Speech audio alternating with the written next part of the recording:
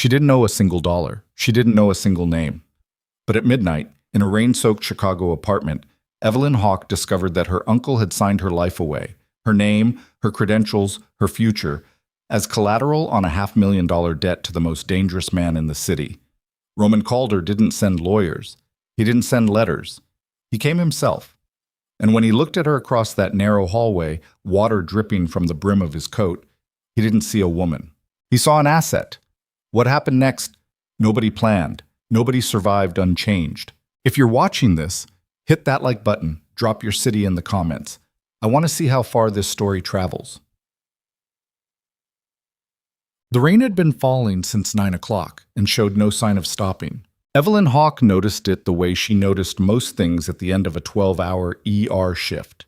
Distantly, through a fog of muscle ache and low-grade hunger, and the particular kind of emotional numbness that came from watching 3 people die before noon. She noticed the rain because her left boot had a crack in the sole, and the sidewalk water was soaking through her sock. And she noticed her sock because every step from the L station to her building on Maplewood felt like walking on a wet sponge. She noticed all of it, and she filed it away, and she kept moving because that was what she did. The building was a 4-story walk-up that had been ugly in 1987 and had only gotten more committed to the aesthetic since. The buzzer panel in the lobby was held together with electrical tape. The elevator had been out of service since March. Evelyn climbed to the 3rd floor by muscle memory, her bag over one shoulder, her keys already in her hand before she hit the landing, a habit built from years of coming home late and alone. She smelled the cigarette smoke before she reached her door. She stopped. Raymond didn't smoke. Or he hadn't, 10 years ago, the last time she'd seen him at her mother's funeral, standing at the back of the room in a rumpled blazer, not crying, already calculating something behind his eyes. He'd hugged her exactly once, a sideways thing that barely qualified, and then he'd asked her, 3 days after they'd put her mother in the ground, whether she'd found the property documents yet, whether there was anything in writing about the house. She'd told him to leave. He'd left. And then 2 weeks later, the letters started. Friendly, at first, then asking, then almost demanding, each one a variation on the same theme. The house was worth something. The estate needed to be sorted. There were things that needed her signature. She'd stopped responding. She'd changed her email. She'd told herself the problem was solved. The cigarette smell said otherwise. She didn't open the door immediately. She stood in the hallway outside apartment 3C and breathed through her nose and listened. And from inside, she could hear the low murmur of the television, her television, which she had definitely turned off before leaving. And under that, faintly, the creak of someone shifting their weight in her armchair. Her phone was in her bag. Her hand was already moving toward it when she heard his voice through the door, as clearly as if it were pressed against the wood. "Evie, come on. I know you're out there." She closed her eyes. Then she opened the door. Raymond Vale was 53 years old and looked like a man who had been making bad decisions for so long he'd forgotten what a good one felt like. He was her mother's younger brother, her only living family, she'd always been told, though standing here looking at him slouched in her armchair with a lit cigarette and a glass of her whiskey balanced on his knee, she was having trouble finding the family resemblance. Her mother had been careful. Her mother had been honest, sometimes brutally so. Her mother had never once taken something that didn't belong to her. Raymond had done all 3 in the past 30 seconds. "You broke in," Evelyn said. She didn't move past the doorway. "Super let me in. We go way back." He took a drag, blew it toward her ceiling. "You look tired." "I just worked a 12-hour shift. What are you doing in my apartment?" Not a question. She was too tired for question marks. Raymond set the whiskey glass down on her coffee table. "No coaster," she noted. The ring would stain, and leaned forward with his elbows on his knees. He had the look of a man about to explain a car accident he'd caused. There was something rehearsed about his posture, the way he'd arranged himself into something that was supposed to read as concerned and contrite. But the eyes were wrong. The eyes kept moving, checking the window, checking her door. "I got into some trouble," he said. "You're always in some trouble." "This is different." He rubbed the back of his neck. "This is... Evie, I need you to understand that I didn't have a lot of options. When a man is in a corner, he does what he has to do." The cold feeling started at the base of her spine. "What did you do, Raymond?" "There was a debt." He said it flat, like he was reading off a receipt. 500,000. I borrowed it. It wasn't supposed to get this big. The interest compounded. It wasn't something I planned. $500,000. She heard her own voice come out very even. That was the ER training. Triage. Assess. Don't panic until you know the extent of the damage. Who do you owe $500,000 to? He met her eyes then, just briefly. And what she saw in them was not remorse. It was something closer to relief. The relief of a man who had been carrying a heavy thing and was finally setting it down in someone else's hands. Roman Calder. The name landed in the room like a stone in still water. Evelyn had worked the South Side for 6 years. She'd treated men who came in with Roman Calder's name on their lips and his work on their bodies. Cracked ribs, broken orbital bones, one man whose right hand had been methodically dislocated at every joint. Nobody filed police reports. Nobody asked for follow-up care. They came in, they got treated, and they disappeared back into the city like they'd never existed. Roman Calder was not a rumor. He was a climate, something that shaped the landscape without being visible in it. Tell me, she said slowly, that you did not use my name. The silence stretched out 3 full seconds. I needed collateral, Raymond said. I needed something real. My credit, my assets, there's nothing there. I've had a rough few years, Evie. You don't know what it's been like. Tell me you did not sign my name on a debt contract with Roman Calder. He looked at the floor. It was a forgery. They won't be able to prove. She moved. She didn't decide to move. Her body just did it, crossing the apartment in 4 steps, grabbing the sleeve of his jacket with both hands, pulling him upright out of her armchair with a strength that surprised them both. He was heavier than she was by 60 pounds, and she didn't care. She had spent 12 hours today holding things together by force of will, and she had nothing left for gentleness. Look at me. Her voice was shaking. She hadn't noticed until now. You forged my signature on a contract with a man who breaks people's hands for sport. He won't. You put my name on it. Her grip tightened on his sleeve. My name, not yours, mine. Raymond finally looked at her, and for one moment she thought she saw something real cross his face, something that might have been shame. Then it was gone, replaced by the same slick calculation she'd seen at her mother's funeral 3 days after they'd put her in the ground, when he'd asked about the property documents. I needed something with real collateral, he said. Your hospital credentials, your nursing license, the house, my mother's house. It's in probate. There are signatures still needed. I had the paperwork drawn up. She let go of him. She stepped back. She needed the distance because if she held on one more second, she was going to do something she couldn't take back. Get out. Evie, get out of my apartment right now. He reached into his jacket pocket and pulled out a folded envelope, set it on the coffee table next to the ring his whiskey glass had left. That's a copy of what I signed. In your name. They're coming tonight. Calder's people. Maybe Calder himself. I thought you should know before they... A knock at the door. Not a knock, actually. 3 measured impacts. Patient. The sound of someone who had never had to knock twice in their life. Raymond's face went the color of old newspaper. Evelyn stood between her uncle and her front door, and for a full 5 seconds she did not breathe. She counted her heartbeats instead. A trick from the ER, something to hold on to when the controlled chaos was tipping toward actual chaos. 1, 2, 3, 4, 5. Then she walked to the door and opened it. The hallway held 2 men and a truth. The first man was large in the way that certain breeds of dog are large. Not fat, not ostentatious, just structurally substantial, filling the space without seeming to try. He had a flat face and very still hands, and he stood slightly behind and to the left of the second man, which told Evelyn everything she needed to know about the hierarchy.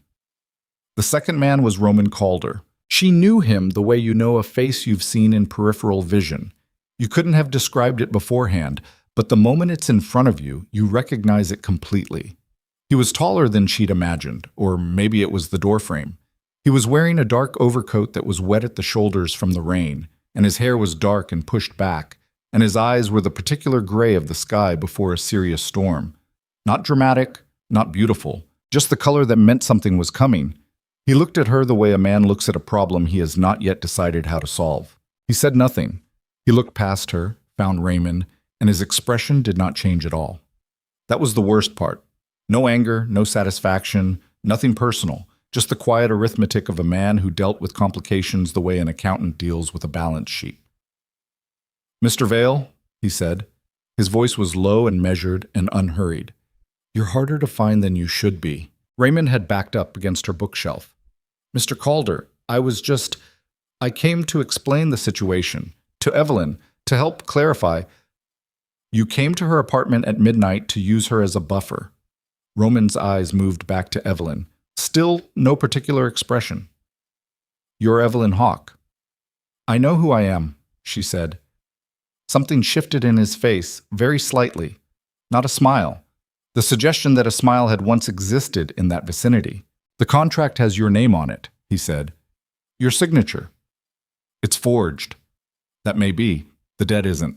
"I don't owe you anything. I've never met you before in my life. I have never borrowed money from you. I have never agreed to any contract. And anything my uncle signed in my name, he signed without my knowledge or my consent." Her voice was steady. She was proud of that. Her hands were shaking inside the pockets of her jacket, and her heart was throwing itself against her ribs, but her voice was absolutely steady. "You want to come after him? That's between the two of you. But you don't have a claim on me." Roman looked at her for a long moment. Then he looked at Raymond again. "Step into the hallway," he said to the large man behind him. It wasn't a request. The large man moved, and Raymond made a small involuntary sound, and Roman stepped forward over her threshold without asking permission and stood in the middle of her living room. He looked around once, at the medical textbooks stacked on her shelves, at the stethoscope on the kitchen counter, at the ring on her coffee table from Raymond's stolen whiskey, and then he looked back at her. "Your uncle borrowed $540,000 over 16 months, he said. "The initial loan was $300,000. The rest is interest and other arrangements." He paused. "Those other arrangements are where your name appears." "What other arrangements?" "He offered your hospital credentials as collateral, your nursing license, your access to St. Carmine's pharmaceutical records." Roman's voice didn't change register at all. "And the deed to a property on West Cortlandt, listed under the estate of Margaret Hawke. Her mother's house." Evelyn felt the cold spread from her spine outward, reaching her fingertips, her jaw, the backs of her knees. "He didn't have the right to offer any of that," she said. "I know." "Then you know this contract is worthless." "The contract," Roman said, "is a legal document with your name on it, which makes it my problem and your problem simultaneously, regardless of how it got there." He put his hands in his coat pockets, just standing in her living room, rain-damp and still. "I'm not here to threaten you, Ms. Hawke. You broke into my apartment. Your uncle let me up. Different thing." She looked at him. He looked back. The rain was still coming down outside, tapping the window glass with a sound like someone drumming their fingers, waiting. "What do you want?" she said. "From you? At this moment?" He glanced toward the hallway where Raymond had retreated. "Patience. And about 20 minutes of your time. I have to be back at the hospital at 6 a.m. I'll have you back before 6. She wanted to say no. Every reasonable part of her was screaming no. Screaming, "Call the police." Screaming, "Shut the door." Screaming, "This is not your problem to solve." But Raymond's copy of the contract was sitting on her coffee table, and her name was on it, and even she knew that the police were not the people you called when Roman Calder was already in your living room. The police were for after, if there was an after. She grabbed her jacket off the hook by the door. 20 minutes, she said. Roman's car was waiting at the curb. A black sedan, running, a driver at the wheel who didn't turn around when they got in. The large man from the hallway sat in the passenger seat. Raymond was nowhere. Evelyn got in the back because what was she going to do? Stand in the rain and refuse? She was exhausted and wet, and her uncle had just sold her name to the most dangerous man in Chicago, and the only leverage she had was being the kind of person who didn't run. She had learned that in the ER. You run toward the blood, not away from it. You run away and someone dies and it's on you. You run toward it and at least you know what you're dealing with. Roman got in beside her and the door closed and the car pulled away from the curb. For a while, neither of them spoke. The city moved past the window in smears of yellow and orange and wet pavement. A traffic light turned red and the driver stopped, completely unnecessary, she thought. And then she realized it was to demonstrate something, that they were not kidnapping her, that the rules still applied here, that she was choosing this. She didn't know whether to appreciate the theater or be offended by it. How long have you been a nurse? Roman said. 6 years. ER. Yes? St. Carmine's. You clearly already know. He turned his head toward her. In the passing light of a street lamp, she could see his profile, the clean line of it, the set of his jaw. He looked like a man who had not been surprised by anything in a very long time and was quietly waiting for something to challenge that streak. Your uncle is an idiot, he said, but not an uncreative one. Your hospital credentials have value in my industry for reasons I won't explain, and you can probably guess. Your access to pharmaceutical inventory records has more value. Your mother's property has less value than he told you. The appraisal he gave me was inflated, but it's real property with real liens. He paused.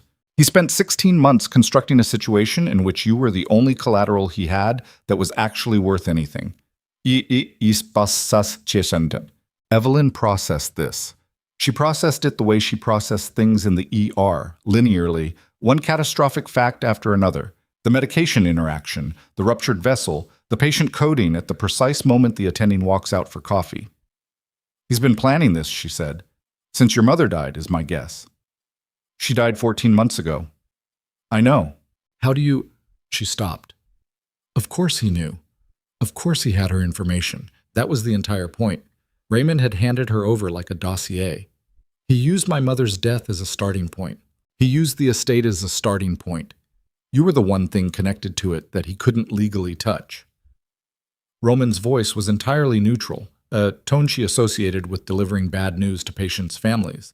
The truth, flat and clean, because prettying it up would only make it worse. So he forged your signature on documents that gave him access. And then he came to me. The car had left the neighborhood she recognized. They were heading north, she thought, though the rain was making the signs hard to read. Where are we going? She said. My house. He glanced over. That concerns you. Of course it concerns me. I could take you to an office. The effect would be the same, and you'd feel less exposed. But I have a man there right now who needs medical attention, and your hospital is 40 minutes away, and he's lost enough blood that I'd prefer not to wait. He said it the same way he said everything. No inflection, no apology, no particular interest in her reaction. I'm asking you to come look at him. As a medical professional, for which I will compensate you fairly. You're asking me to treat a man who's probably been shot. Stabbed, actually. She pressed her fingers to her eyes. I cannot treat someone at your private residence, Mr. Calder. That's not how medicine works. That's not how anything works. I understand the legal limitations. Good. Then turn the car around. After you see him. She looked at him. He looked back. The car kept moving. If he dies because I didn't try, she heard herself say. And then she stopped, because she heard what she was saying. She was already problem-solving, already triage thinking, already becoming complicit by virtue of being unable to stand aside when someone needed help. Roman heard it too. He didn't smile, but the corners of his eyes moved, very slightly. I have a kit, he said. Supplies. Whatever you need that isn't there, I can have delivered in 15 minutes. What's the wound? Left side, below the ribs, entry, and exit. Through and through. How long ago? 3 hours. Has he been conscious? In and out. She thought about the 6 a.m. shift. She thought about Raymond in her apartment, helping himself to her whiskey, signing her name in someone else's ink. She thought about her mother's house on West Cortlandt, where she had grown up, where the kitchen still smelled like cardamom, where her mother had kept a jar of coins on the windowsill that she said was for luck, and Evelyn had always suspected was for something else. She thought about the contract on her coffee table. 20 minutes, she said. I look at him. I tell you what he needs. After that, you take me back and we figure out this contract. Roman said nothing. He looked out his window at the rain-blurred city. She took that as agreement and looked out her own window and said nothing for the rest of the drive. The house was not what she expected. She had built a picture in her head, something ostentatious, a North Shore showplace with gates and cameras and the particular aggressive architecture of men who want people to know they have money. What she got instead was a large but understated brownstone on a quiet street set back from the road, with no visible gates and no external signage of wealth beyond the quality of the stonework and the age of the trees. It looked like the house of a serious person, someone who'd made decisions over decades rather than years, The driver stayed with the car. The large man, she had heard Roman call him Dex once, quietly, went ahead of them to the door and had it open before they reached the steps. The entry hall was warm and dark-paneled and smelled like old wood and the ghost of wood smoke, and there were no paintings on the walls, which struck her as deliberate. The wounded man was in a room off the ground-floor corridor. He was laid out on a leather couch that someone had covered with what appeared to be a moving blanket, which told Evelyn they'd been improvising and hadn't wanted to destroy the furniture. He was mid-30s, lean, with the kind of muscle that suggested regular physical activity of a specific and useful kind. He was sweating through his shirt. His color was wrong. She dropped her bag on the floor and crouched beside him and started checking before she'd fully decided to. "What's his name?" she said. "Marco." "Marco." She put 2 fingers to the inside of his wrist. Pulse. Fast, thin, compensatory. "Marco, can you hear me? I need you to open your eyes." He opened them. They were brown and very tired, and entirely unsurprised to see a stranger kneeling over him. "Who are you?" he said. "Evelyn Hawke. I'm a nurse." "Nurse." He closed his eyes again. "Okay." She opened his shirt. The wound dressing was amateur. A folded cloth held in place with pressure and what appeared to be electrical tape, which made her bite the inside of her cheek, but it had controlled the bleeding, at least. She peeled back one corner to look, and she registered Roman standing in the doorway behind her, watching, not entering, giving her the room to work. "What supplies do you have?" she said. Dex produced a kit from under the couch, the kind of thing you bought from a specialty medical supplier, the kind that didn't appear on standard first aid checklists. She went through it fast. Saline, suture kit, betadine, IV line, a bag of lactated ringer solution, various gauze in various sizes. "Enough." "Not ideal." "Enough." "I need light," she said, "a proper lamp, and I need everyone out except one person to hand me things." She didn't turn around to see who made the decision. She heard movement, and then the room rearranged itself. A standing lamp appeared at her elbow, plugged in by hands she didn't watch. And when she finally sat back on her heels and looked over her shoulder, the doorway held only Roman Calder. "You're staying," she said. "Yes." She almost said, "No, you're not." She looked at his hands. Still, steady, coat off now, dark sleeves. And she thought about the moving blanket under Marco, the prepared kit, the lactated ringers instead of saline. Someone had thought ahead. Someone had tried to do this right. "Wash your hands," she said. "Properly. There's a bathroom." "Down the hall."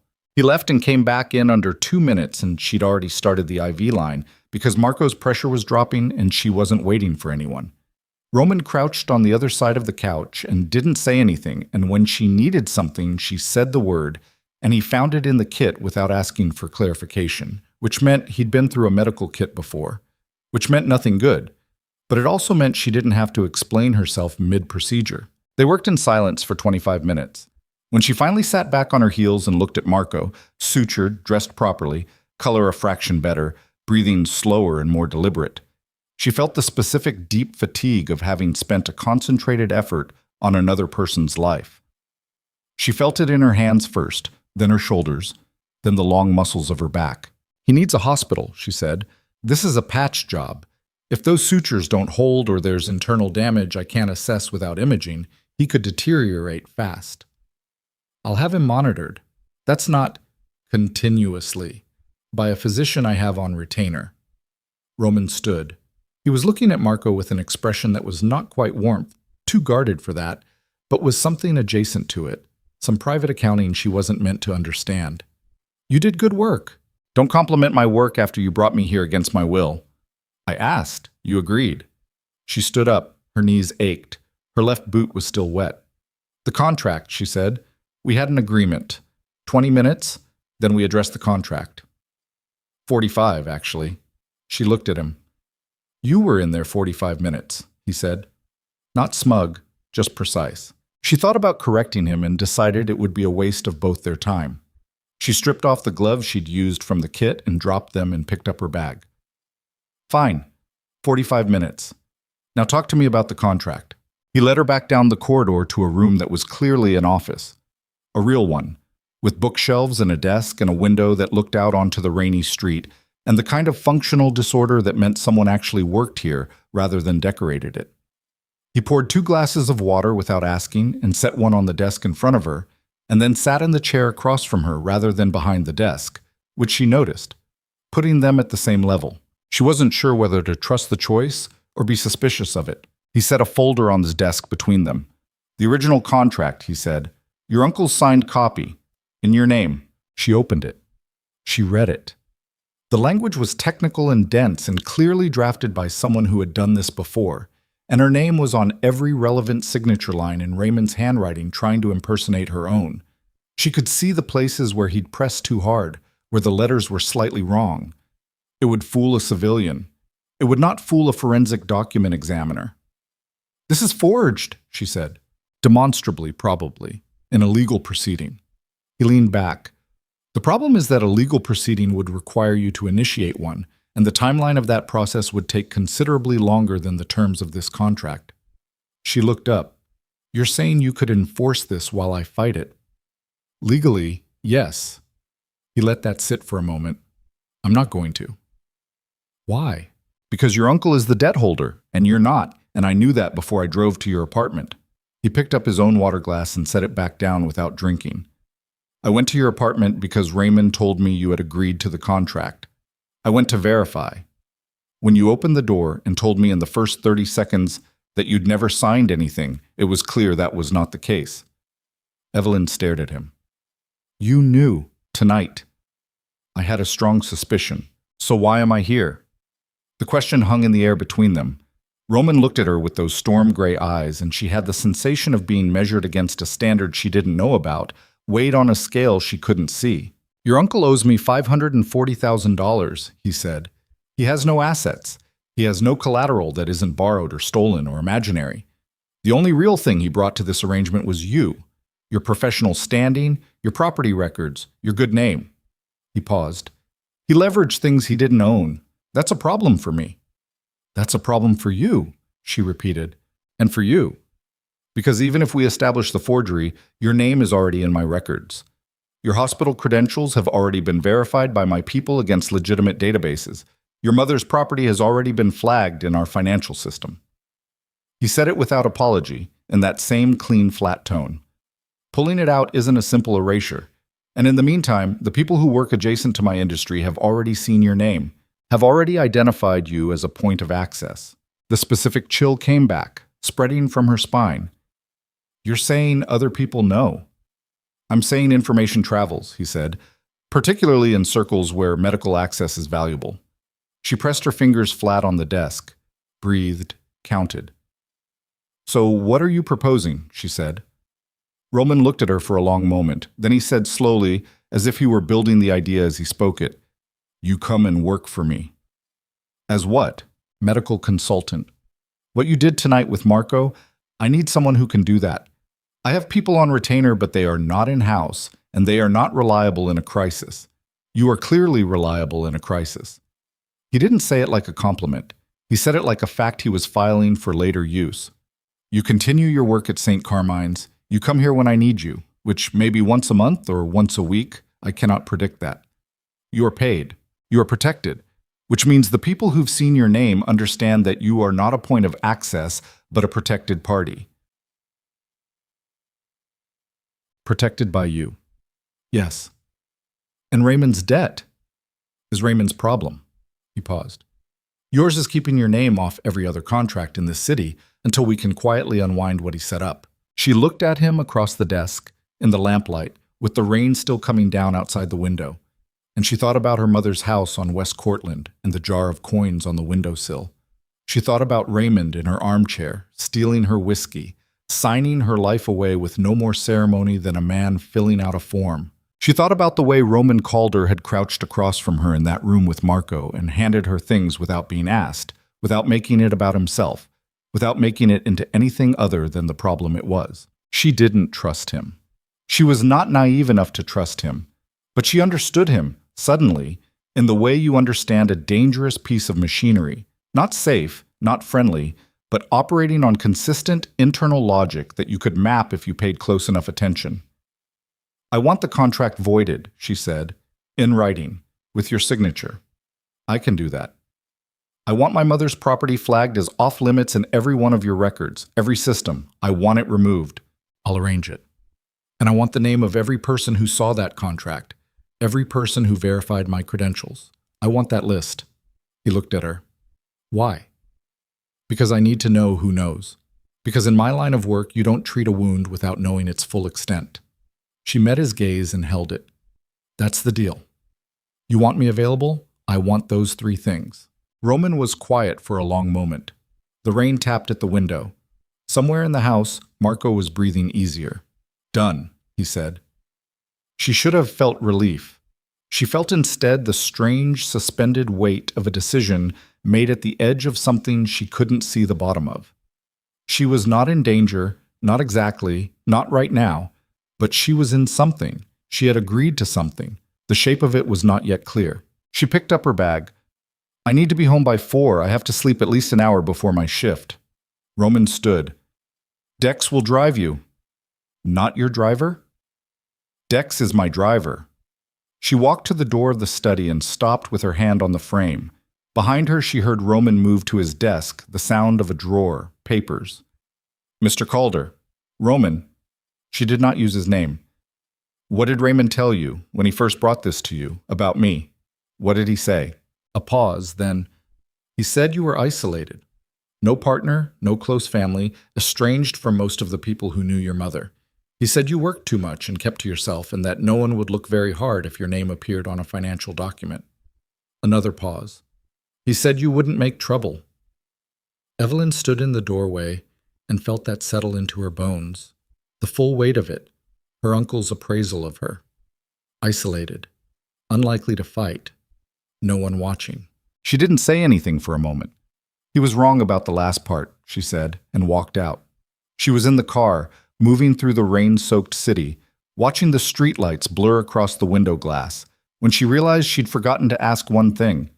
She hadn't asked what Roman Calder was planning to do about Raymond, and she hadn't asked because some part of her, the part that had been awake for 18 hours, the part that was still feeling the cold of her uncle's eyes when he'd handed her that envelope and walked away like he'd done nothing at all, some part of her didn't want to know the answer.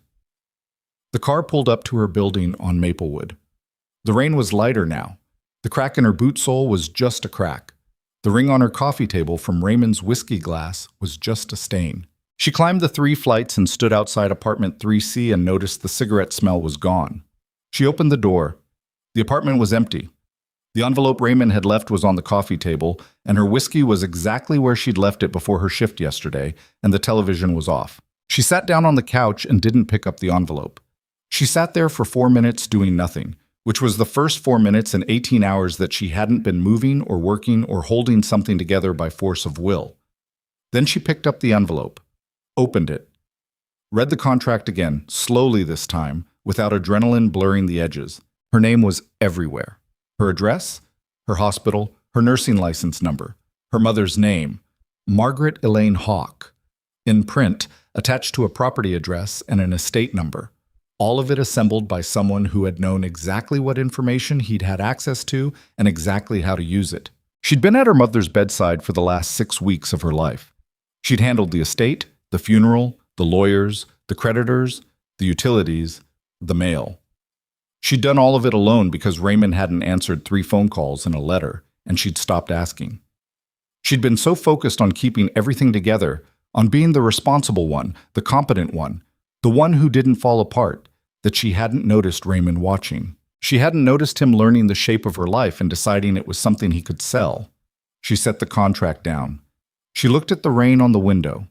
In the morning, she would go back to St. Carmine's, and she would put on her scrubs, and she would walk into the ER, and she would be Evelyn Hawke, RN, efficient and steady and useful. In the morning, that would all be true. But tonight, she had agreed to something she couldn't take back, in a warmly lit study that smelled like old books, to a man with storm-gray eyes who had built his empire on the knowledge that everyone had a price. The question she couldn't answer yet, sitting alone in her apartment at 2:30 in the morning with the rain coming down and the stain on her coffee table and her name on a mob contract, was whether Roman Calder had just named hers. Her phone buzzed on the cushion beside her. Unknown number. She picked it up. A text. No signature. The list you asked for. 12 names. 2 of them are not mine. Be careful which doors you knock on. Below it, 12 names. The last one at the bottom of the list made the air go out of her lungs completely. It was a name she recognized, not from Roman's world, not from the ER or the neighborhood or anything connected to Raymond. It was a name from her mother's lawyer's office. Someone who had been in the room when the estate documents were first opened. Someone who had known, from the beginning, what was in the estate. Someone she had trusted without question, because grief makes you stupid, and grief makes you trust the people who are already in the room. Someone who was not Raymond Vale. Someone who had been there longer. The name at the bottom of the list was Daniel Hess. Evelyn sat with the phone in her hand and read it 3 times, the way you read something that doesn't make sense the first 2 times and still doesn't make sense the third, but by then you've run out of ways to misread it. Daniel Hess, estate attorney. 47 years old, silver-haired, a man who had handed her a box of tissues at the initial consultation and told her grief had its own timeline and there was no need to rush. She had liked him. She had trusted him. That was the thing sitting in her chest like a stone right now. Not the betrayal itself, not yet, because she didn't know the shape of it yet, but the memory of trusting him. The memory of sitting in his office 8 days after her mother died with puffy eyes and shaking hands and thinking, at least this man is on my side. She set the phone face down on the cushion beside her. 12 names. 2 of them are not mine. That meant 10 of them were Roman's people. People who had verified her credentials, cross-referenced her license, looked her up in pharmaceutical databases she hadn't known she was visible in. That was its own particular horror. But the 2 that weren't Romans, those were the ones that mattered right now. Because if Daniel Hess had known about her mother's estate from the inside, had possibly helped Raymond structure the documents, had maybe sat in that consultation room looking sympathetic while quietly filing away everything he needed. She didn't finish the thought. She lay down on the couch without taking off her boots and stared at the ceiling and let the rain keep coming down outside. And at 5:15 her alarm went off and she stood up and washed her face and went back to work. She did not call the police. She thought about it on the L, standing in the Tuesday morning crowd with her hand around a pole, rocking with the car's motion, watching the city wake up through grimy windows. She thought about walking into a precinct and saying, "My uncle forged my name on a mob contract. Here's the copy. I need help." She thought about the look on the desk officer's face. She thought about what happened to cases like that. Not the cases, the people in them, after they got tangled up in something the city's legal apparatus wasn't built to cleanly cut. She thought about Marco on the leather couch, with the wrong-colored face, breathing shallow, not going to a hospital because a hospital meant reports, and reports meant visibility, and visibility in that world meant something worse than a stab wound. She understood, riding the L at 5:45 in the morning, that she had moved into a territory where the rules she knew didn't fully apply. It was like code switching, she thought, like being fluent in one language and suddenly realizing the conversation had been conducted in a different one the whole time, and you'd been nodding along, thinking you understood. She was at St. Carmine's by 6:02. She was in the ER by 6:04. By 6:15, she had already intubated a man who came in from a car accident on the Dan Ryan, and the familiar velocity of it, the controlled precision, the clear hierarchy of what mattered first, settled something in her that had been vibrating all night. She was good at this. She knew what she was doing here. That was something. She got through the shift the way she always got through shifts, by not thinking about anything except the immediate problem, the current patient, the next assessment. It was a skill she'd developed not in nursing school, but in childhood, in the apartment on West Cortlandt where she'd learned early that the way you managed a household where money was uncertain and silence was thick was to focus entirely on whatever was directly in front of you. Her mother had called it being present. Evelyn had always thought of it as being contained. At 11:40, on her break, she sat in the staff locker room with her phone and looked up Daniel Hess. His firm's website was clean, professional, the kind of careful restraint that signaled old money and older connections. Established 1991. 8 attorneys. Areas of practice: estate planning, probate, trust administration, property law. His photo showed a man who looked exactly like the man she remembered. Open face, good haircut, the kind of practiced sincerity that worked well in rooms where people were grieving. She searched his name against Raymond's. Nothing public. She searched his name against the address of her mother's house. Nothing. She searched his name against a few other terms that felt relevant and found nothing useful, and put the phone away because she was going to drive herself crazy trying to solve this on a break in the St. Carmine's locker room with 11 hours of no sleep behind her. Her phone buzzed. Unknown number. The same one. Don't go to Hess directly. Not yet. Come to the house tonight, 7 o'clock. She stared at the message. Then she typed, I'm not your employee yet. The response came back in under a minute. You're also not safe yet. Those are related facts. She put the phone in her locker and went back to work. She arrived at the brownstone at 7:14, which was late enough to be deliberate and not so late as to be rude, a distinction she made without fully acknowledging she was making it. Dex answered the door without expression and led her to a different room than the study, a large kitchen at the back of the house, bright and functional and warmer than she expected, where Roman Calder was standing at a counter with a coffee cup and what appeared to be a printed spreadsheet. He looked up when she came in. He did not look at the clock. Coffee, he said. Statement, not question. And she was going to say no, and then she thought about the 11 hours of no sleep and the 8-hour shift and said yes instead, and he poured it without asking how she took it, set it on the counter in front of her. There was a man at the kitchen table she hadn't seen before. 50s, thick-necked, with the watchful eyes of someone who had spent a long time in rooms where the wrong word had consequences. He was looking at her the way she imagined he looked at most things, cataloging, assessing, not particularly impressed. Vic Strand, Roman said. He handles the financial side of what I do. Evelyn looked at Strand. Do you have a problem with me being here? Strand glanced at Roman.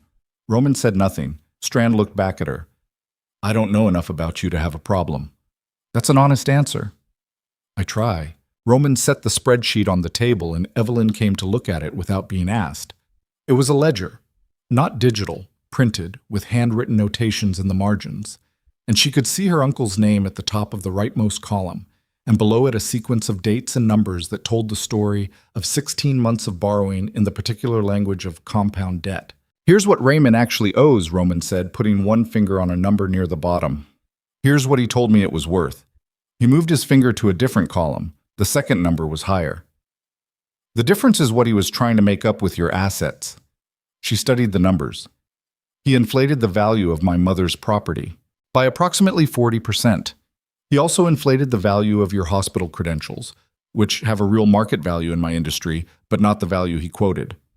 What market value? She looked up. Specifically, Roman met her eyes. Pharmaceutical access, not the medications themselves, the records. Patterns of prescribing, inventory gaps, staff schedules, supply chain timing. He said it flatly, the way you explain something unpleasant to an adult who deserves the unvarnished version. Your hospital has a pattern of inventory discrepancies on a cycle my people identified 18 months ago. Raymond knew about it because Hess told him, she said. Silence. Strand shifted in his chair. Roman looked at her with something that was not surprise but was adjacent to it. The look of someone whose timeline had just been moved up. How long have you known about Hess? Roman said. Since about 2:30 this morning. She wrapped both hands around her coffee cup. He was in the room when my mother's estate was opened. He would have seen the property records, the financial documents, the inventory of assets. He would have known exactly what was there and what it was worth. She paused. My mother trusted him.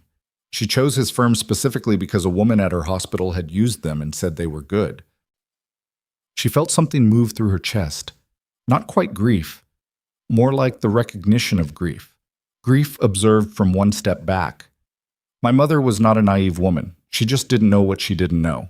Hess has worked adjacent to my industry for about 9 years, Roman said. Not for me. I don't use him. But he has clients who operate in similar spheres.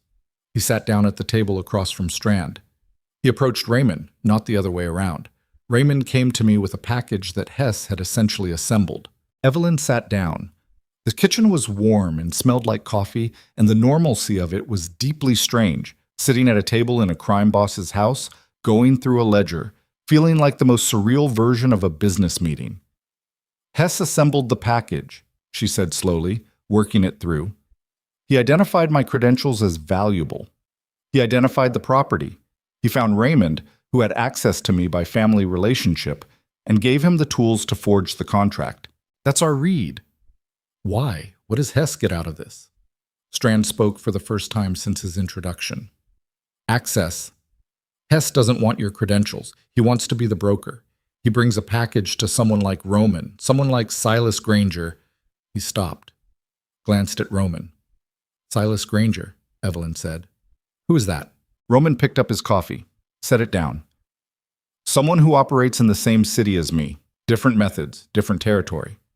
The pause was very brief. Different relationship with how things are done. He's a competitor. He's a problem. And Hess brought him this package, too. The silence that followed was the kind that contained information. Hess is playing both sides, she said. It's possible, Roman said, that the reason Hess went to Raymond specifically was because Raymond gave him two channels. The family connection to you, which he needed for the forgery, and an existing relationship with someone in Granger's network. He wasn't looking at the spreadsheet anymore. He was looking at the middle distance, in the particular way of someone solving an equation they don't yet have all the variables for. We don't know which way the original approach went, whether Raymond went to Hess or Hess found Raymond. Does it matter? It matters for what comes next. Evelyn looked at him. He looked back. There was something exhausting about how steady he was, how nothing seemed to knock him off his center of gravity, how he processed information that would send most people into a spiral and just absorbed it and moved to the next step. She didn't know whether it was admirable or frightening, probably both. What comes next? She said. For you, I need to understand the scope of what Hess gave Granger. If it's just your name on a list somewhere, that's manageable. If Granger has the full package, credentials, property, the forgery mechanism, then we have a larger problem. Roman stood, took his cup to the sink, rinsed it. The domesticity of it was almost funny. For you, what comes next is the same thing that came before. You go to work, you live your life, you don't contact Hess, and you don't contact Raymond. And I come here when you call. Yes? And what do I do here exactly? He turned from the sink. Tonight, you check on Marco. She had in fact been thinking about Marco since she woke up, not with anything she'd admit was concern, exactly, more the professional preoccupation of someone who'd done a patch job and couldn't follow it to proper imaging. She set down her cup and went to find the room off the corridor. Marco was awake. He was sitting up against the arm of the couch, which was not what she'd told him to do, and he had somehow gotten hold of a phone and appeared to be texting, and he looked up when she came in with an expression that managed to be both sheepish and entirely unrepentant. You're supposed to be lying flat, she said. My back was killing me. Your back. She came in and crouched down and looked at his color, which was better, and his breathing, which was easier, and she checked the dressing without asking. Your back is fine. What's under those sutures is not fine, and if you open one of them reaching for your phone, I texted with my left hand. Oh, great. Excellent medical reasoning. She sat back. Who's monitoring you? Doc comes by in the morning. What's the doc's name? Why? Because I did the initial work, and I need to communicate with whoever's following up. Marco looked at her with the particular suspicion of a man who had learned not to give out information freely. Then he said, Paulson. I don't know a Paulson. He knows you now, Roman told him. She sat in the chair that someone had placed next to the couch since last night. A deliberate addition, she realized, placed there in anticipation of this visit, and looked at Marco for a moment. He was mid-30s, lean and watchful, even flat on his back, with careful eyes and the kind of stillness that wasn't relaxation. How did this happen? She said, not really expecting an answer. Marco surprised her. Wrong place at a specific time, he said. I was doing a transfer. Money, not other things. Granger's people were watching the location. They weren't supposed to know about it. But they did. Yeah. He shifted slightly, winced, held still. They did. Evelyn thought about that. A money transfer that Granger's people had known about, which meant information moving in directions it shouldn't be moving, which could mean Hess, which could mean the pipeline from Hess to Granger was more active than Roman's possible had suggested. She didn't say any of this to Marco. She said, "Stop sitting up." And he lay back down with a resignation that suggested he'd been told this before by people he respected more and had ignored them too. She went back to the kitchen. Roman and Strand were still at the table, and there was a third man now. She hadn't heard him come in, standing near the door in a charcoal jacket, younger than the others, with a tight jaw and the particular keyed-up stillness of someone waiting for permission to say something. "Who hit Marco?" Evelyn said. Roman looked at her. "That's not—" Granger's people knew about a money transfer that they shouldn't have known about. Marco told me. If Hess is feeding information from your operation to Granger, then Marco getting stabbed is connected to my uncle's contract. She put her hands flat on the table. If I'm going to be useful to you, I need to understand what I'm in the middle of. Not the details, the shape of it. Strand was looking at her with an expression she couldn't fully read. Roman was looking at her the way he'd looked at her last night across her apartment threshold. That same careful measuring she still couldn't find the scale for. "Sit down," Roman said. She sat. For the next 40 minutes, Roman called her explained the shape of it. Not everything. She understood she wasn't getting everything. But enough. Granger operated the South Corridor zone. The movement of money, the management of city contracts, the particular gray economy that existed in the spaces between what the city government officially managed and what it actually needed managed. Roman operated the North and the financial infrastructure that most of the city's underworld ran on top of, whether they acknowledged it or not. They had coexisted for 6 years on the basis of a mutually understood boundary. That boundary had been shifting for the past 8 months, and Marco getting stabbed at a transfer point was not the first incident. It was the fourth. "And you think Hess is the leak," she said. "I think Hess has been building himself a position as a neutral broker between my operation and Granger's, and the way he's doing it is by trading information. What he gave Granger, he's probably also given others. The package with your name in it is not unique. It's one of several things he's assembled and sold. So I'm a line item." "You were a line item," Roman said. "Present tense is different." She looked at him. He was watching her steadily, and she thought about what he'd said in the car last night, the information travels, and about Raymond's voice through her apartment door, calling her by a nickname she hadn't heard since she was 12, a name that had felt like familiarity and was actually just a tool he was picking up. "I want to meet Paulson," she said, "the doctor who follows up on Marco." "I can arrange that. I want the second name on your list, the one that isn't Hess." Roman and Strand exchanged a look that lasted about a half a second. "That's more complicated," Roman said. "Why?" "Because the second name is someone who works inside St. Carmine's." The floor didn't actually move. She knew that. But something shifted in the room's geometry, in the reliable geography of things she'd thought were fixed. "Someone at my hospital," she said. "Someone who works in pharmaceutical inventory." She thought about the inventory discrepancies Roman had mentioned, the patterns, the cycles. She thought about her colleagues, the people she worked beside every day, the people she'd had terrible vending machine coffee with at 3 in the morning. She tried to put the shape of a traitor onto a face she knew and found she couldn't do it, which was probably exactly how it was supposed to feel. "What's the name?" she said. "Not yet." Roman held up one hand. "I'm not giving you a name to go confront someone with. That's not how this works. You gave me Hess.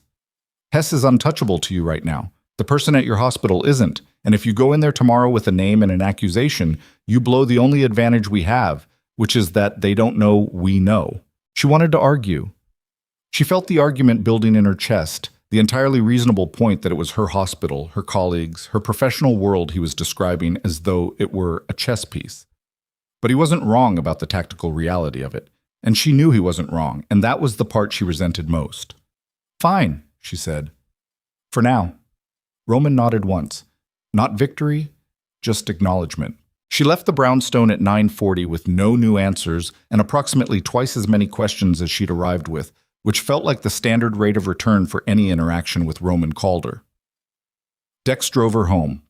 She sat in the back seat and watched the city and thought about Hess and the word broker and the way Roman had said present tense is different, and she couldn't decide whether that was reassurance or a threat or something in between that didn't have a clean name. Her apartment was empty when she got home. The contract was still on the coffee table. She'd looked at it so many times in the past 20 hours that she could have drawn it from memory. The signature lines, Raymond's handwriting impersonating hers, her mother's name in print. She poured herself 2 fingers of the whiskey Raymond had helped himself to and sat on the couch and drank it slowly and let herself feel, for the first time since midnight yesterday, the full weight of what had happened. Not the strategy of it, not the next steps, just the thing itself. Her uncle had sold her. A man she'd trusted with her mother's estate was a broker for crime families. Someone at her hospital was watching the inventory systems and feeding information into a network she'd never known existed, and she was sitting in the middle of it with her name on a contract and no clean way out. She finished the whiskey. She slept 4 hours and woke at 2 a.m. with her heart going too fast and her mouth dry, that specific waking in darkness feeling that sits between dream and reality and makes you certain for one disorienting second that you've missed something critical. She lay still and waited for it to pass. It didn't pass. Her phone was buzzing. Not unknown number.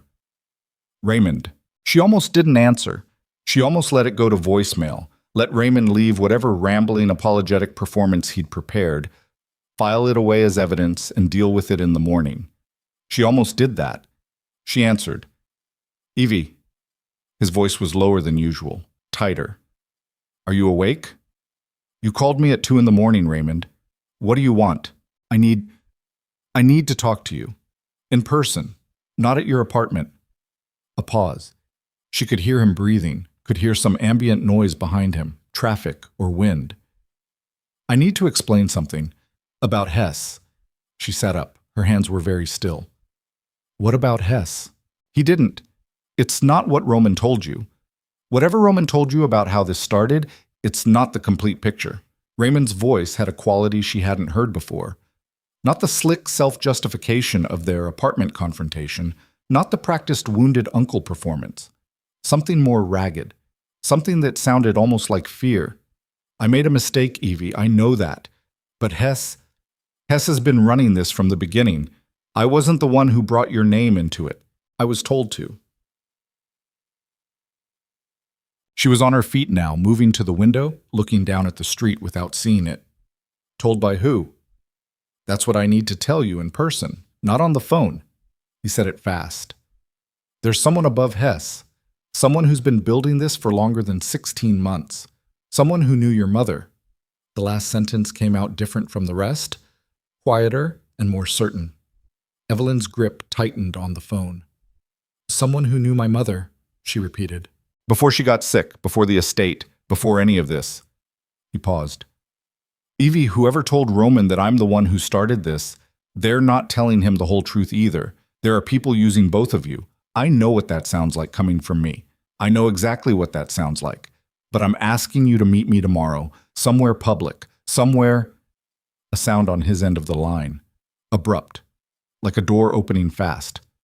Then the line went dead. She stood at her window holding her phone and stared at the dead screen. And the street below was empty and wet, and she could hear her own pulse in her ears, steady and very loud. And she thought, he's lying. That's the most likely explanation. Raymond lying is the most likely explanation for anything Raymond does. She thought, but what if he isn't? She thought about her mother, Margaret Elaine Hawke. Cardamom smell in the kitchen.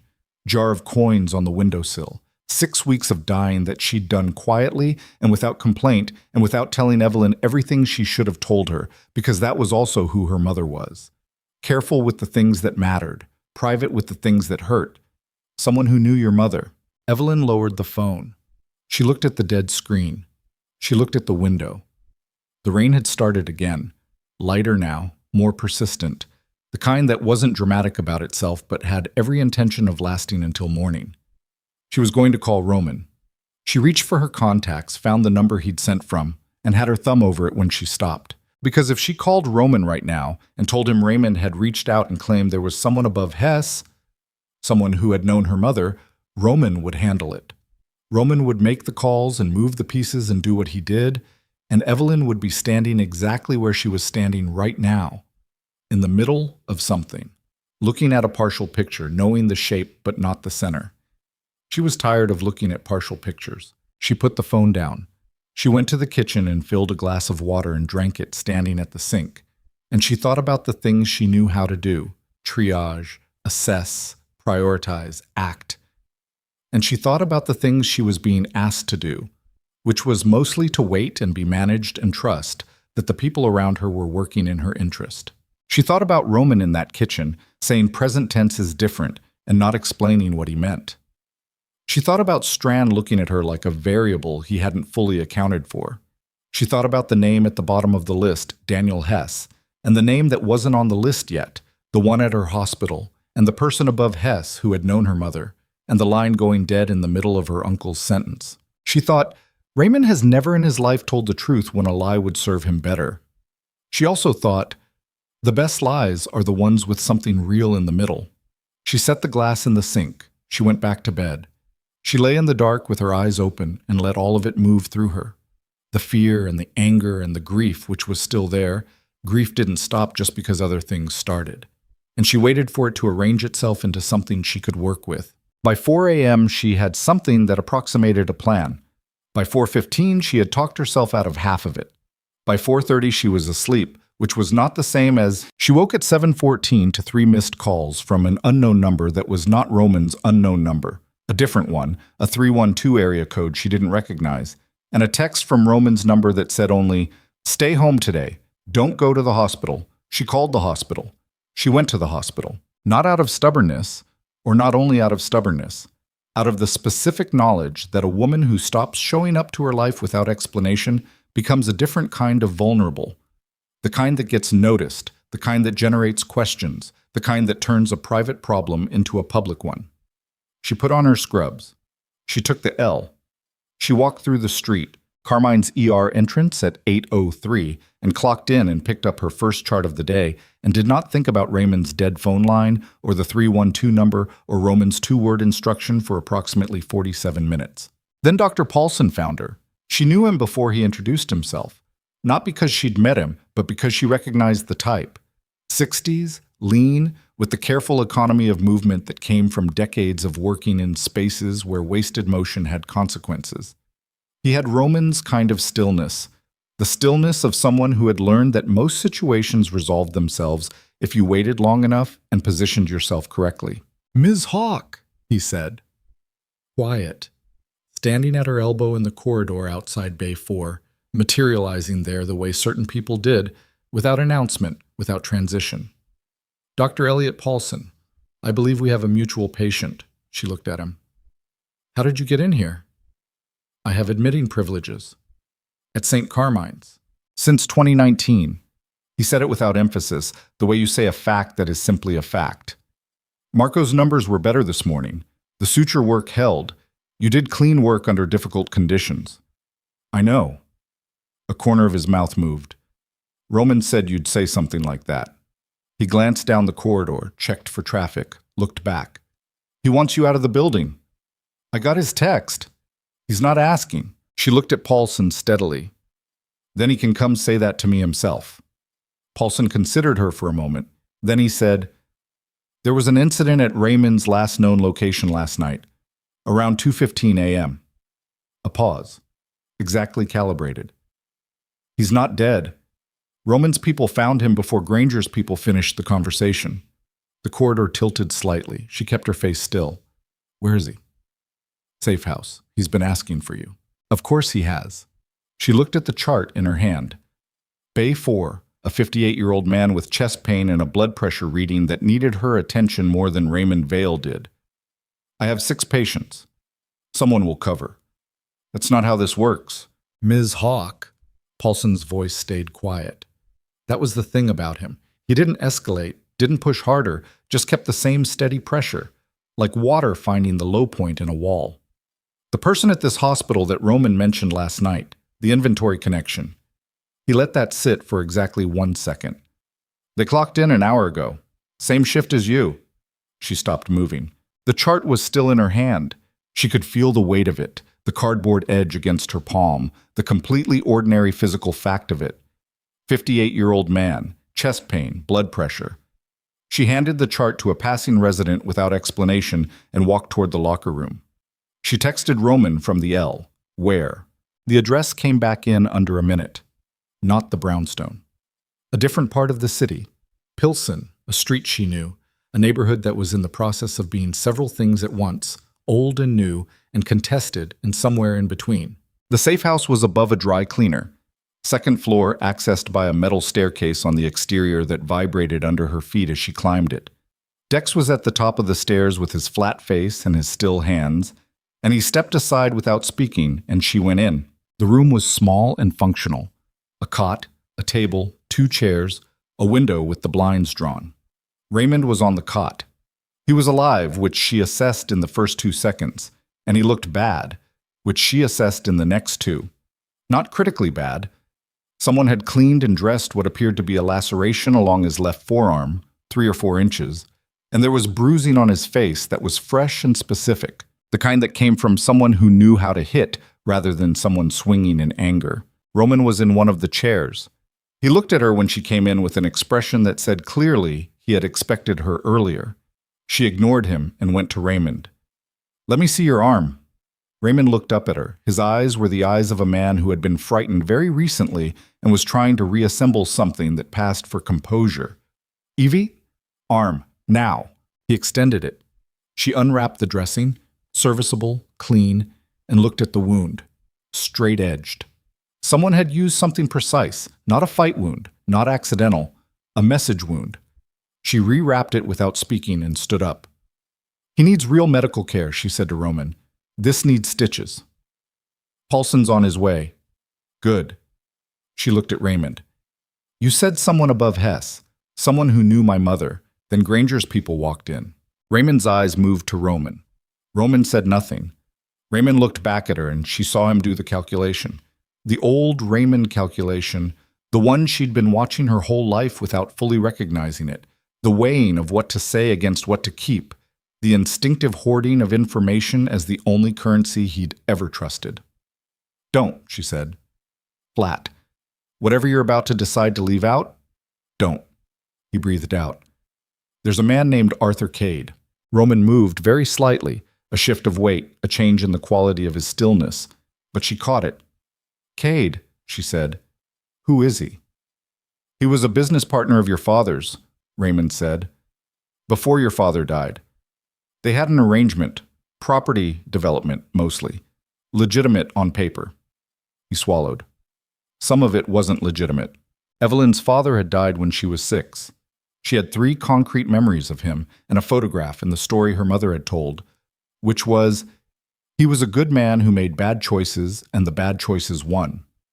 She had never asked for more than that because her mother's face when she said it told her that more than that would cost them both something. "What kind of arrangement?" she said. "Property that got acquired, developed, and transferred in ways that moved money between people who needed money moved." Raymond was choosing each word carefully, the way you step across ice you're not sure about. "Your mother's house was part of it. Originally, before your father died, that property was used as a node in the arrangement." The cold again, spreading from her spine. "My mother's house was part of a money laundering operation. It was cleaned up. After your father died, your mother didn't know. She genuinely didn't know what the property had been used for. Cade closed it out. He walked away from it." Raymond's eyes were very direct now, more direct than she'd ever seen them. This was his one piece of honesty, she realized. This particular truth he was actually giving her straight. But the records still exist. The original transaction records, the property transfers, the documentation of what that house was used for. Cade kept them. "As insurance," Roman said. His voice was quiet and absolutely even. He was looking at Raymond, and the quality of that look made Evelyn want to step back, except she didn't. "As insurance," Raymond said. "If anyone ever came after him for the original operation, he had documentation showing your family's property was part of it, that Margaret Hawke, or her estate, was connected." "My mother was 6 years out of a relationship when she died," Evelyn said. Her voice was very level. It required effort she was not acknowledging. "She spent those 6 years raising me on a nurse's salary in that house, and having nothing to do with anything that man built." "I know." "She didn't know." "I know that too." "Then why?" She stopped. She pressed her lips together. She breathed through her nose and counted. 1, 2, 3. And when she spoke again, it was in her ER voice, the one that worked when everything was bleeding. Why does Cade's insurance policy on a dead woman have anything to do with my name on Roman's contract? Because Cade came to me, Raymond said, 8 months ago. He came to me and he said, I need access to your niece. I need her credentials. I need her hospital access. I need her connected to Roman Calder's financial network. He stopped, swallowed again. And I need it done in a way that looks like her own choice. The silence in the room was total. Evelyn stood in the middle of it and felt the shape of the thing finally come clear, all the way clear, the way a picture comes clear when you find the right distance from it. Not Raymond's stupidity and greed, not Hess brokering a package for profit. A man named Arthur Cade, who had known her father, who had records connecting her mother's house to crimes her mother had never committed, who had decided 8 months ago, deliberately, architecturally, that Evelyn Hawke was a key he needed and Raymond Vale was the tool to cut her with. He threatened you, she said to Raymond. Not a question. He had enough on me. Did he threaten to expose the property connection, to use those records against my mother's estate? Raymond looked at her. Against you, he said. Against you specifically. If the estate transferred to you and those original records surfaced, it would look like I knew, she said.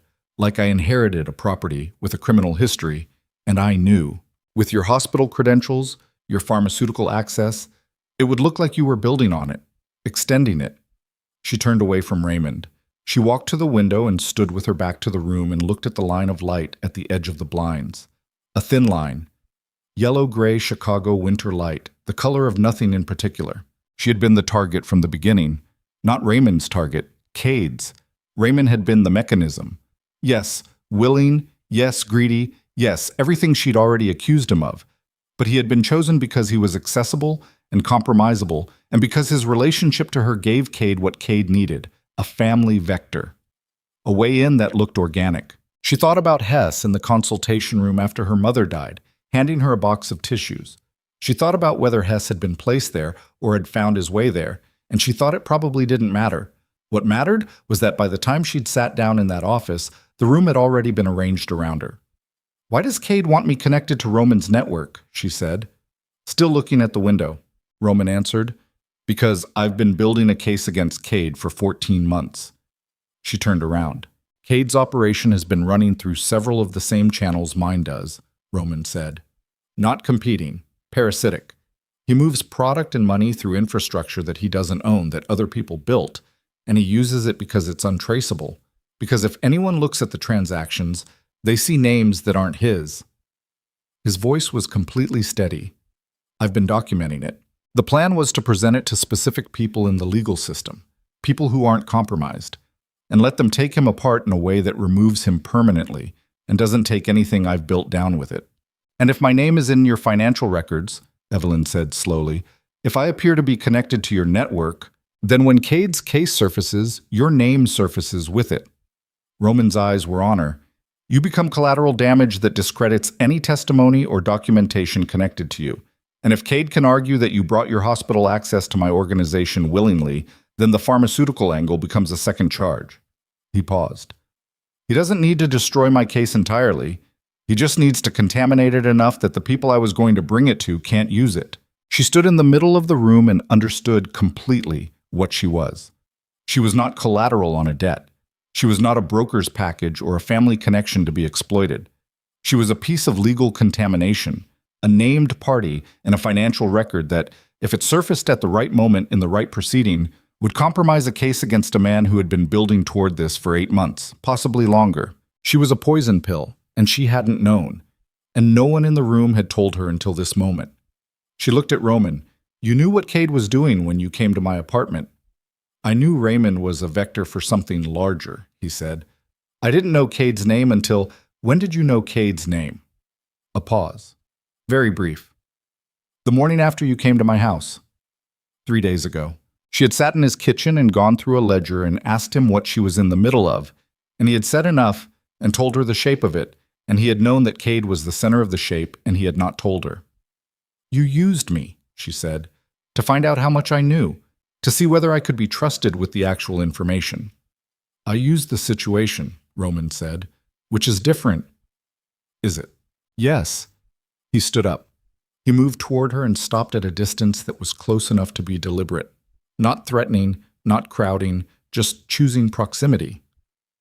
I needed to know whether you were working with Cade knowingly, whether your uncle had told you more than you admitted, whether the access you had to my house was something Cade had engineered from the outside. He said it straight, the way he said everything, without dressing it up. I know the answer now. It's why I'm telling you this. You're telling me because you need something. He didn't deny it. She gave him credit for that. The summit is in 4 days, he said. Every family operating in this city, every significant financial interest in my world, they meet quarterly. It's been running for 11 years. Cade attends because he's positioned himself as a neutral party, a financial administrator. He paused. I was going to present the documentation against him at the summit, in front of everyone who matters. Make it public in the one room where public accountability actually functions. And now Cade knows I'm building toward something because Raymond told him, not deliberately. Raymond doesn't have that kind of discipline, but he told Hess enough that Hess told Cade enough. And Cade is moving to get ahead of it. Roman's eyes were steady on hers. He sent someone to Raymond last night to find out exactly what Raymond had told me, and to find out where you stood. She thought about Raymond's phone line going dead. The sound of a door. He was going to take Raymond, she said. He was going to take Raymond and then come for you, not physically. Not yet. But he was going to move your name into a document that he controls, at a layer above what Hess built, that positions you as a willing participant. Roman's jaw was tight. It was the first crack in his composure she'd seen. Not anger exactly, but something close to it, something controlled very deliberately.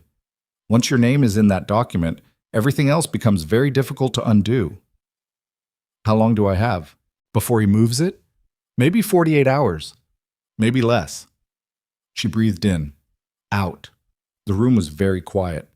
Raymond was on the cot behind her, not moving, not speaking for once in his life. The line of light at the blind's edge had gone from yellow-gray to just gray. What do you need from me? She said. The summit, Roman said. I need you there. As what? As yourself. He said it like it was simple. Cade's play requires you to be an anonymous name in a document, a credential, a license number, an address. If you're in the room, visible, present, in front of every person he's been building this for, the document loses its power. You're not an abstraction. You're a woman who can speak. She looked at him. You want me to walk into a room full of organized crime figures and be a witness. I want you to walk into a room full of organized crime figures and be you. His voice didn't soften, which, in my experience, is more effective. She should have said no. She thought all of the reasons to say no. They were numerous and reasonable, and she could have listed them in order of descending urgency. She should have said no and walked back out through the door and down the vibrating metal stairs and gotten on the L and gone back to her life. And she could have called a lawyer and spent the next 18 months fighting this in the legitimate system, the one with courts and processes and rules she understood. She thought about what Roman had said in the car the first night. The timeline of that process would take considerably longer than the terms of this contract. She thought about her name in a document she hadn't seen yet, in a layer above what Hess had built, controlled by a man who had been planning this since before her mother was in the ground. She thought about the jar of coins on the kitchen windowsill, her mother's voice. For luck. And Evelyn at 12 years old knowing it wasn't for luck, knowing it was something her mother didn't have a word for yet that she kept adding to anyway, because you kept adding to the things you couldn't name. 4 days, she said. 4 days. I want everything you have on Cade. All of it. Not the shape. The details. She held his gaze. If I'm going to stand in that room, I need to know what I'm standing for. Roman looked at her for a long moment. Then he went to the table and opened a folder she hadn't noticed was there and slid it toward her. She sat down and she started to read. The documents were dense and technical, and she was 3 pages in when she found her mother's name. Not in the criminal documentation, not in the transaction records or the property transfers. In a correspondence file. A letter. Not addressed to her mother, addressed about her, written by Arthur Cade to a financial associate 14 months ago, 3 weeks before Margaret Hawke had her first serious medical episode. The letter said, in the flat language of a man who communicated everything in the register of transaction. The Hawke property timeline is accelerating due to the owner's health situation. Probate expected within 12 to 18 months. Recommend initiating the veil contact now. Evelyn read the sentence twice. She looked at the date. She looked at the date again.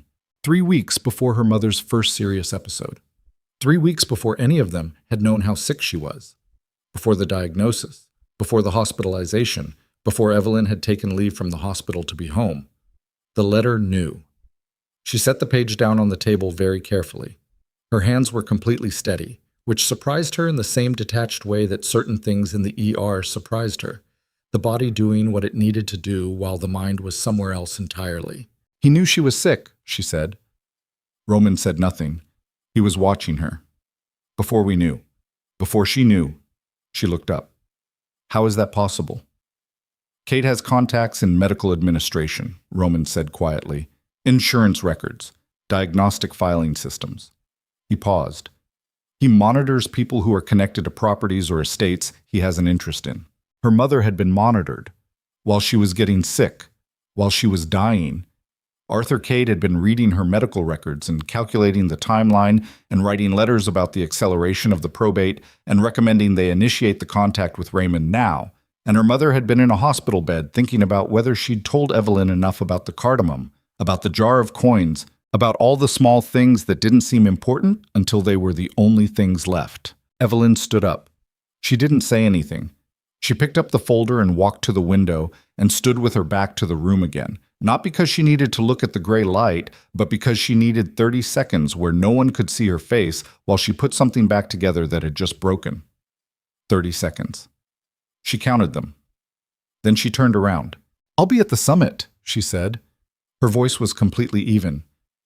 But I'm not going as a witness. She looked at Roman, and she felt, for the first time since midnight 4 days ago, like the ground under her feet was exactly as solid as it needed to be. I'm going because that man sat in a room and read my mother's dying in a letter and used it to calculate a property timeline. She held the folder against her chest.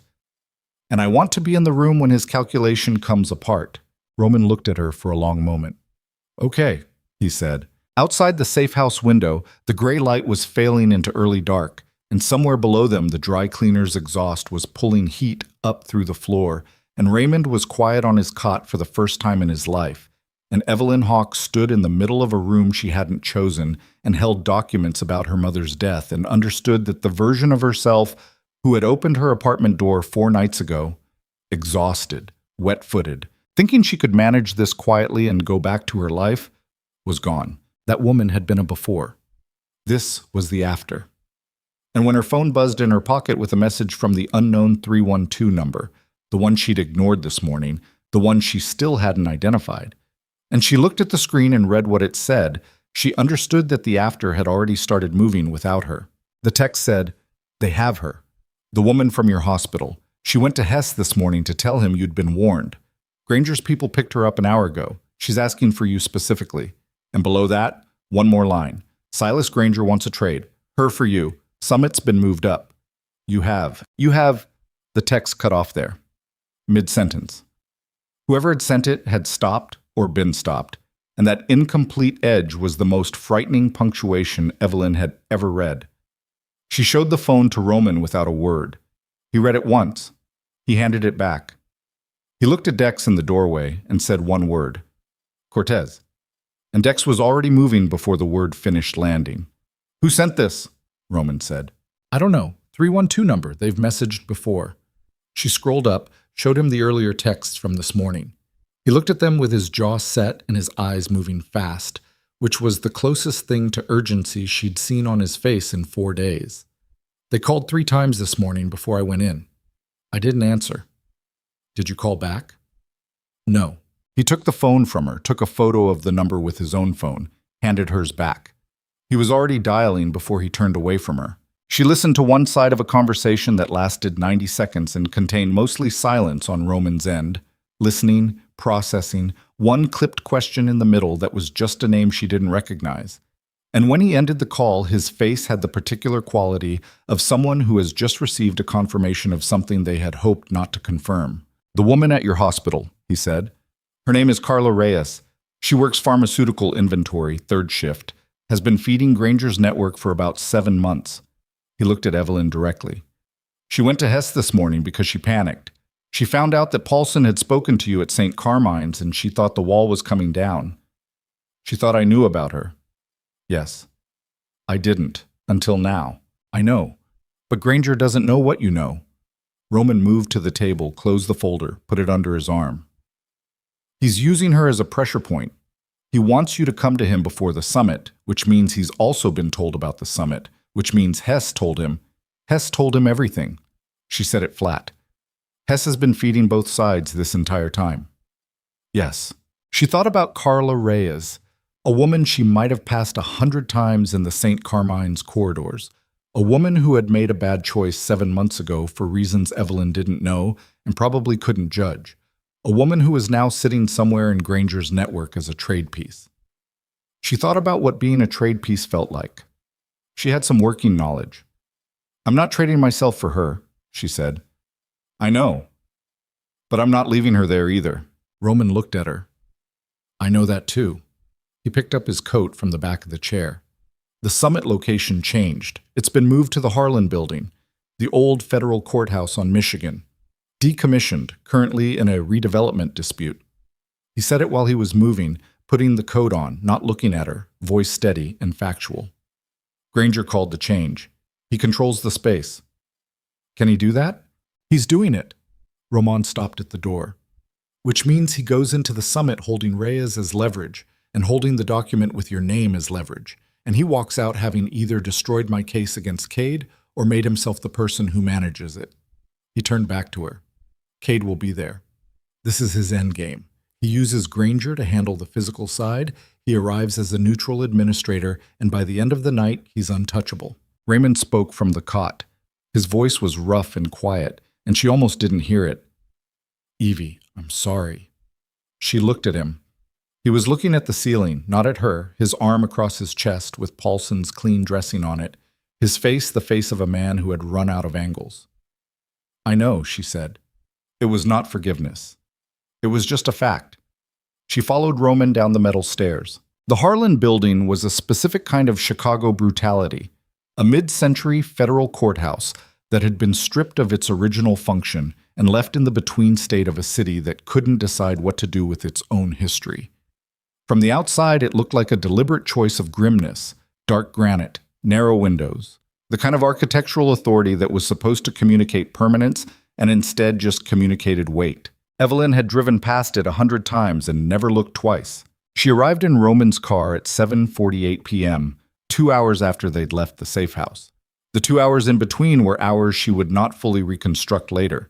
They moved too fast and contained too many rooms, too many conversations between Roman and people she didn't know, too many logistics assembled at a speed that made her ER triage training feel leisurely by comparison. What she knew going in, Granger had the building, Granger had Reyes, Cade would be in the room.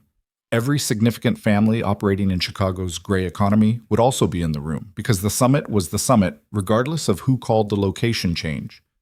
Roman had 9 people positioned in and around the building. Granger had more. The document with Evelyn's name was in Cade's possession. Hess had delivered it that morning. What she was carrying, the folder from the safe house, her hospital ID, the copy of Raymond's forged contract, which she had taken from her apartment coffee table 3 days ago and had been carrying in her bag since, without fully deciding why. And the list of 12 names Roman had sent her on the first night, which she had memorized and then photographed and then memorized again. What she did not have, a plan that she was fully confident in. What she had instead was a direction and a reason, and the specific kind of resolve that comes from running out of alternatives and finding that the view from the end of the road is clarifying. Roman walked beside her to the building entrance and stopped outside the door. "Once we're in there," he said, low and direct, "stay close to me until we're in the main room. After that, the table is the boundary. You're on my side of it." "Understood. If Granger makes a move before I'm ready, I'll read the room." He looked at her for a moment with those storm gray eyes, and she had the strange sensation of being seen all the way through, the way certain patients looked at her in the ER when they knew things were serious. That particular nakedness of being in a situation where performance was no longer possible. "Don't get ahead of me," he said. "Don't fall behind," she said. He almost smiled. Not quite. Then he opened the door. The interior of the Harlan building smelled like cold air and old stone, and the specific neutral smell of a space that had been emptied of its purpose. The main corridor was lit by temporary work lighting, construction-grade fixtures on stands, throwing everything in a flat white that made shadows hard and faces harder. Evelyn walked beside Roman and kept her breathing even and counted the people she could see, 4 near the entrance, 2 at a corridor junction, 1 on the staircase above. Everyone present, everyone watching, no one touching anything yet. The main room had been a courtroom. High ceilings, wooden gallery railings still in place, the raised judge's bench at the far end now repurposed as a kind of head table where 2 men were already seated. The juror's box held 5 people Evelyn didn't recognize. The gallery held more. In the center of the room, where counsel tables had once been, someone had placed a long conference table with chairs on either side. Silas Granger was standing at the near end of the table. She had not had a picture of him. She had a description from Roman, 50s, broad, former military, and the description was accurate and also completely inadequate, the way descriptions of weather were accurate and inadequate. He was built like a man who had been strong in his youth and had not let it go to waste. He had gray at his temples and a face that was handsome in the way that certain hard things were handsome. Not by design, but by the fact that everything unnecessary had been removed. He looked at Roman when they walked in with an expression of almost professional courtesy, and then he looked at Evelyn, and the expression changed, not to hostility, to assessment. He looked at her the way Roman had looked at her the first night. The problem-solving calculation, except where Roman's calculation had eventually included her as a factor, Granger's looked like it was still trying to determine whether she qualified as relevant. "Calder." His voice was a flat Midwest baritone. "You brought her." "She brought herself," Roman said. Granger's eyes moved back to Evelyn. "Ms. Hawke, I've heard a considerable amount about you over the past week." "I'm sure." She looked around the room once, deliberate and unhurried, the way she looked around an ER bay when she first walked in, cataloging, orienting, finding the things that mattered. "Where's Carla Reyes?" "She's comfortable." "That's not what I asked." Granger looked at her for a moment with something that might have been surprise in a less controlled man. Then he tilted his head toward the corridor they'd come from. "She's here. She's fine. She'll stay that way depending on how the next hour goes." The room was filling, people coming in from corridors, taking positions in the gallery, at the table. Evelyn counted without appearing to count. She looked for Cade without appearing to look for Cade, and she found him near the raised bench at the far end. A man of about 60, slim and well-dressed, standing with the particular ease of someone who had engineered the room and was now simply waiting for it to perform as designed. He caught her looking. He smiled at her. Warm, practiced, the same open-faced professional warmth she remembered from Daniel Hess's consultation room. She looked away. Roman took the near side of the conference table. Evelyn sat beside him. Granger sat opposite. Cade remained standing near the bench. Neutral positioning, she noted, the administrator's stance. Others filled in. The room settled into the specific charged silence of people who had important things to say and were deciding who would speak first. Granger spoke first. "The agenda's changed," he said. "This isn't the regular summit." He looked around the table, making eye contact with individuals she couldn't identify. "There are questions about the integrity of certain financial operations in this city, specifically about what Roman Calder has been building against Arthur Cade, and whether that building has compromised the network that all of us depend on." "That's an interesting framing," Roman said. His voice was completely level, given that it was assembled by the man it's designed to protect. "Arthur Cade is a neutral administrator. Arthur Cade has been running parasitic operations through infrastructure he doesn't own for 9 years. Roman put the folder on the table, not opening it, just placing it there. "Present, a fact. I have 14 months of documentation, transaction records, correspondence, property transfers. I was going to present this at the regular summit, in the regular format, because that's how this works." Granger changed the location and moved the timeline because Cade told him to. murmuring around the table. Not loud. These were not people who murmured loudly, but she could hear it. Granger leaned forward. The documentation is contaminated. Calder built his case using a network contact whose name appears in his own financial records, someone he brought into his operation. He looked at Evelyn. Ms. Hawke. I'm not his network contact, Evelyn said. Your name is in his records. My name is in his records because my uncle forged my signature on a debt contract, and Roman Calder came to my apartment to verify whether I'd agreed to it. She said it straight, no elevation, no performance. I hadn't. He knew that within 30 seconds of meeting me. My name in his records is a notation of a forged document, not evidence of participation. The document in question, Granger reached to the man beside him, who placed a folder on the table, is this. He opened it. Your name, your credentials, your hospital access, your signature. Forged, allegedly. Not allegedly. She reached into her bag and put the copy Raymond had left on her coffee table on the table beside Granger's folder. This is a copy of the same contract. My uncle left it for me the night Roman came to my apartment. Look at the signature lines. She opened it to the relevant page, turned it to face the table. Raymond Vale's handwriting attempting to imitate mine. If you have a forensic document examiner in this room, which, given what everyone here presumably needs to verify from time to time, I'm going to guess someone does. They can look at it right now. Silence. Longer this time. From the far end of the room, Cade spoke. He kept his voice warm and measured. The provenance of the contract is certainly worth examining, but the larger question, Evelyn said, is whether Arthur Cade used his access to Margaret Hawke's medical records to time a fraudulent financial operation to her death. She looked at him directly across the length of the room. While she was dying, before her family knew how sick she was. He was reading her diagnostic records and calculating the probate timeline and writing letters about the acceleration of the estate. She opened the folder, Roman's folder, to the correspondence page, the letter.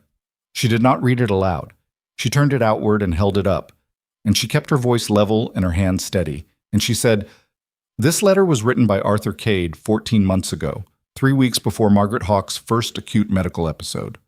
It discusses the acceleration of the estate timeline due to her health situation and recommends initiating contact with her brother-in-law, Raymond Vale, immediately. She paused. She was my mother. She didn't know she was sick yet. He did. He was watching her. The room was very still. Cade's face had not changed. That was the thing about certain men. They had practiced the neutral face so long it had become structural. But his hands moved. A very small movement, a shift of weight from one foot to the other, and she watched it the way she watched patients' hands in the ER, when their faces were telling her one thing and their bodies were telling her another. This is a personal grievance, Cade said, being presented as financial documentation. It's both, Roman said. That's the point. Granger had gone quiet. She noticed that. He was looking at the letter she was holding, and his expression had shifted slightly. Not toward sympathy, these were not people moved by sympathy, but toward the specific recalculation of a man who was reconsidering a deal he thought he understood. Granger, Roman said, Cade told you I'd compromised my case by involving Hawke willingly. He needed you to control the summit location, to move the timeline, to use Reyes as leverage to get her here before I was ready. He kept his voice even, directed not at the table broadly, but at Granger specifically, one man to another. He used you the same way he used Raymond Vale, as a mechanism. The silence that followed had a different texture than the ones before it. Evelyn could feel it in the room. The specific quality of people reassessing something they'd committed to. The social friction of a narrative coming apart in real time. Granger's jaw was tight. Where's Hess? He said. Not to Roman. To the room. No answer. Hess was supposed to be here. Granger looked at the man beside him. The man shook his head slightly. Granger looked back at Roman. Something had shifted in his posture. The aggressive forward lean was gone, replaced by the stillness of someone controlling their next move very carefully. If Hess isn't here, Hess left the city this morning, Roman said, around 9 a.m. Shortly after he delivered Cade's document and shortly before he realized that Granger's people had picked up Reyes. He paused. He was running both sides for as long as both sides let him. When they converged, he ran. Granger's hand on the table was flat and very still. He was looking at Cade. Cade said, "This is speculation built on—" "I have Hess's correspondence," Roman said. 14 months of it. Every package he assembled, every name he brokered, every message between him and your office. He opened the folder, and this time he did not stop at one page. He laid them out across the table, one after another, and the sound of each page was very clean in the silent room.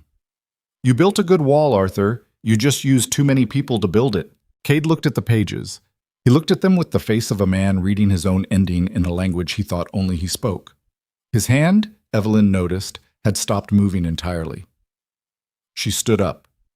Every eye in the room came to her. She felt it, the collective attention, the weight of it. All those years of working in controlled chaos teaching her body to stand still under pressure instead of folding. "My name is Evelyn Hawke," she said. "I'm a registered nurse at St. Carmine's Medical Center. I've never participated in any financial arrangement with any person in this room. My name appeared in Arthur Cade's operation because he needed a legal contaminant, a name he could place in Roman Calder's records that would compromise any case brought against him." She looked around the table, making the same deliberate eye contact Roman had made, giving each face a full second. "He used my mother's death as a starting point. He used my uncle as a mechanism. He used a forged contract and a crooked attorney and a frightened woman at my hospital to build a structure that was designed entirely to protect one man from accountability." She stopped at Cade again. "I want that documented, in whatever format this room uses for documentation. I want every person here to know that the contamination he was counting on, me, is standing in front of you and telling you what he did." The room held. Granger was looking at Cade. Roman was looking at Granger. The gallery behind her was very quiet. Then Granger said, quiet, controlled, the voice of a man who did not like being a mechanism, "Where's Reyes?" The man beside him stood and left the room. Cade said, "This doesn't—" and stopped. He looked at the pages on the table. He looked at Evelyn. He looked at Roman, and for the first time all night, his expression changed into something unmanaged and specific. The look of a man who has watched his own plan turn in his hands and point back at him. Roman said, "Sit down, Arthur." And Arthur Cade, builder of systems, reader of dead women's medical records, architect of 14 months of careful construction, sat down. The man came back with Carla Reyes. She was unhurt. Evelyn assessed that in 2 seconds, scanning her the way she scanned patients coming through the ER bay, checking for the physical markers that said something had happened or nothing had. Nothing had, physically. Reyes was 30-something, small, with the tight, controlled terror of someone who had been holding themselves together through force of will for several hours. She looked at Evelyn across the room with an expression that was not quite recognition and not quite relief. Evelyn moved to her. She didn't ask permission, and nobody stopped her. She put her hand on Reyes's arm and said low and direct, "Are you hurt?" "No." Reyes's voice was very quiet. "I'm sorry. I panicked. And I—" "Later," Evelyn said. "Right now, we're leaving." She looked back at Roman over her shoulder. He was standing at the table with his hands flat on the documentation and Granger across from him and Cade in a chair, and he looked at her with an expression she couldn't fully read. Not relief, not triumph, something more complicated and more tired. And he gave her the smallest nod she'd ever seen. She walked Reyes toward the door, Nkeen. She was 6 steps from it when she heard the sound. Not loud, not the dramatic collision of objects in action movies, just a sharp crack, and then a change in the room's atmosphere, the way pressure changed in the ER when something shifted from controlled to not. And she turned. Cade was on his feet. He had something in his hand that was small and metal and not a phone. He was not pointing it at Roman. He was pointing it at Evelyn. "The documentation doesn't matter," he said. His voice was still measured, still warm, the boardroom voice of a man conducting a meeting. Without her testimony, without her presence as a legitimate opposing party, the contamination holds. The case gets buried in procedural challenge. He kept the gun level. Very still. "Ms. Hawke leaves with me. The rest of this," he gestured at the table with his free hand, a graceful dismissive motion, "gets sorted later." The room did not erupt. That was the thing about a room full of people who had been in serious situations. Nobody screamed. Nobody moved dramatically. The gallery went very still, and the people at the table went very still, and the only sounds were Reyes's sharp intake of breath beside her, and the distant street noise coming through the Harlan building's old stone walls. Roman looked at Cade. He looked at the gun. He looked at Evelyn. His face was completely still. But his eyes? His eyes were the specific gray of the moment before a storm breaks. And she had learned in 4 days to read the difference between Roman Calder's controlled stillness and Roman Calder's. Roman Calder moved. Not fast. That was the thing that stayed with Evelyn afterward, in the weeks when she replayed it in the specific involuntary way the mind replays moments it hasn't finished processing. Not fast, not dramatic, not the lunge of a man reacting. He moved the way he did everything, with the deliberate economy of someone who had already decided, a full beat before anyone else in the room, what the next 3 seconds required. He stepped left, away from the table, toward Cade, not toward the gun, toward the man holding it, toward the space between Cade's body and the exit behind him, collapsing it, making himself the nearest problem, and therefore the only problem. And Evelyn understood what he was doing in the half-second before he did it. He was making himself the target, so she wasn't. Cade's arm tracked right, following Roman's movement, and in that quarter second of redirected attention, Dex came through the door on Cade's left with the specific, purposeful speed of a man who had been waiting outside that door for exactly this kind of contingency. The gun went off. 1 shot. The sound in the stone room was enormous, a physical thing, a pressure change, a ringing that settled into Evelyn's ear and stayed there. Reyes made a sound beside her. Evelyn's hand was on Reyes's arm, and she pulled her down, both of them crouching behind the gallery railing, and she looked toward the center of the room, and what she saw was Dex on the floor, with his hand on Cade's gun arm, Cade's back against the judge's bench, the gun no longer pointing at anything useful, because Dex had both hands on it now, and the geometry had changed. Roman was standing 4 feet away with his hand pressed flat against his left side, and his face doing the thing it did when he was processing something he had not chosen to feel yet. She was moving before she decided to move. "Don't," Roman said. His voice was tight, controlled. A man applying pressure to his own voice the same way you applied pressure to a wound. "Stop talking," she said. She reached him. She put her hand over his and felt the warm, wet reality of it, blood already soaking through his shirt. The specific heat of a fresh injury that she had felt 100 times in the ER and never felt like this. She pressed harder. He made no sound. His eyes were on Cade, on Dex, on the room, doing the administrative work of monitoring his own situation even while his body was doing the biological work of losing blood. "Look at me," she said. He looked at her. "Left side, how far up?" "Below the ribs. Same as Marco." "I noticed that." "Can you walk?" "Yes." "Then walk." She kept her hand over his, kept the pressure, and they moved together toward the side of the room while the center of it rearranged itself, Cade being restrained by 2 men she didn't recognize, Granger on his feet with his hands flat on the table and his voice low and authoritative. The gallery sorting itself into the controlled aftermath of people who knew how to manage a situation that had gone past the plan. She got Roman to the wall. She made him sit. She took off her jacket and pressed it against his side and looked at his face. Color holding, pain present but managed, eyes clear. And she thought, through and through or not, that's the question. And she couldn't answer it without imaging, and she didn't have imaging. "Tell me your pain level," she said. Nurse voice, triage voice. 7 out of 10. "Yes." "You're breathing okay." "I'm breathing." Deep breath, now. He took a deep breath. Not fully. She saw the hitch at the bottom of it, the involuntary guard against expanding the injury site. But the breath moved. The lung was working. Not pneumothorax. Not yet. "Okay," she said. "Okay, Paulson. I'll call him. I'll call him. You sit still." She reached into her bag with her free hand, her other still pressing the jacket against his side, and pulled out her phone and found Paulson's number that Roman had given her 2 days ago and dialed it. And when he answered, she talked fast and specific. Gunshot wound, left lateral, below the ribs. Entry point she described by location and size. Exit.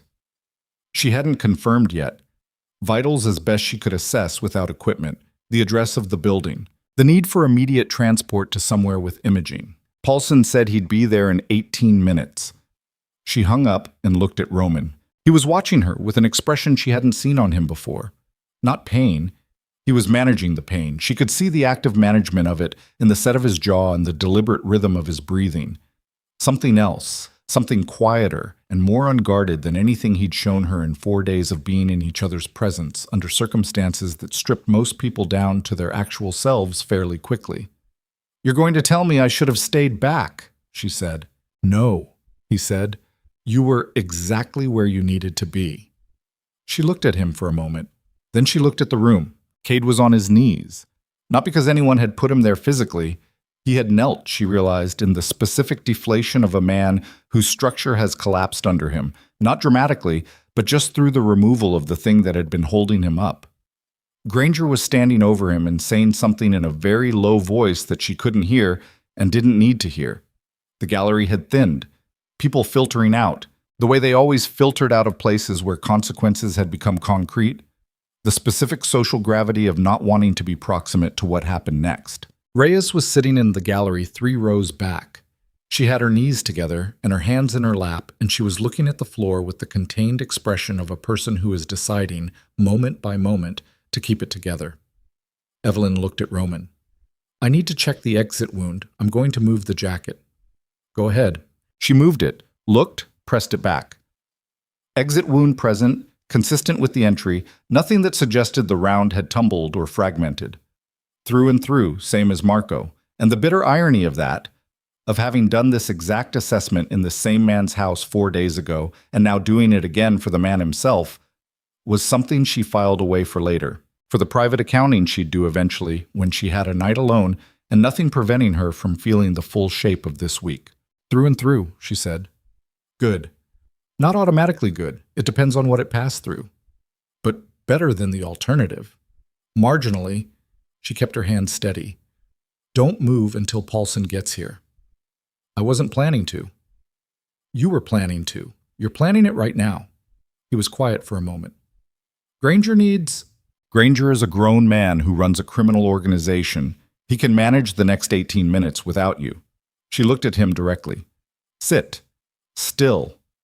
He sat still. Around them, the room continued its reorganization. Someone brought water. Someone else was on a phone in the corridor. Dex appeared at her elbow, his own hands marked with the red evidence of having physically controlled the gun arm. And he looked at Roman with a face that contained considerably more emotion than she'd ever seen on it.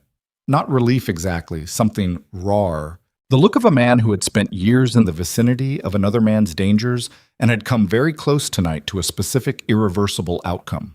"He's okay," she told Dex. "Paulson's coming." Dex nodded. He went back to his position near the door because that was what Dex did. He processed things internally and returned to function. She respected that. Paulson arrived in 16 minutes. He was faster than his estimate, which told her he'd been closer than he'd admitted, which told her Roman had arranged for that contingency without telling her, which she would address later. He came in with a bag and crouched next to Roman, and she briefed him in 30 seconds and stepped back because that was the right thing to do. You briefed the incoming and you stepped back. You didn't hover. You trusted the handoff. And it took everything she had learned in 6 years of working in emergency medicine to actually do it instead of staying at Roman's side with her hands on the jacket. She walked to Reyes. She sat down in the gallery next to her, 2 seats away, and for a moment neither of them said anything. The sounds of the room moved around them. Paulson's equipment, low voices, the building's own deep stone silence underneath all of it. "I fed them inventory schedules," Reyes said. She said it without preamble, looking at her hands. Pharmaceutical cycles. When the counts would be low, when new shipments came in, which staff were on which shifts. She paused.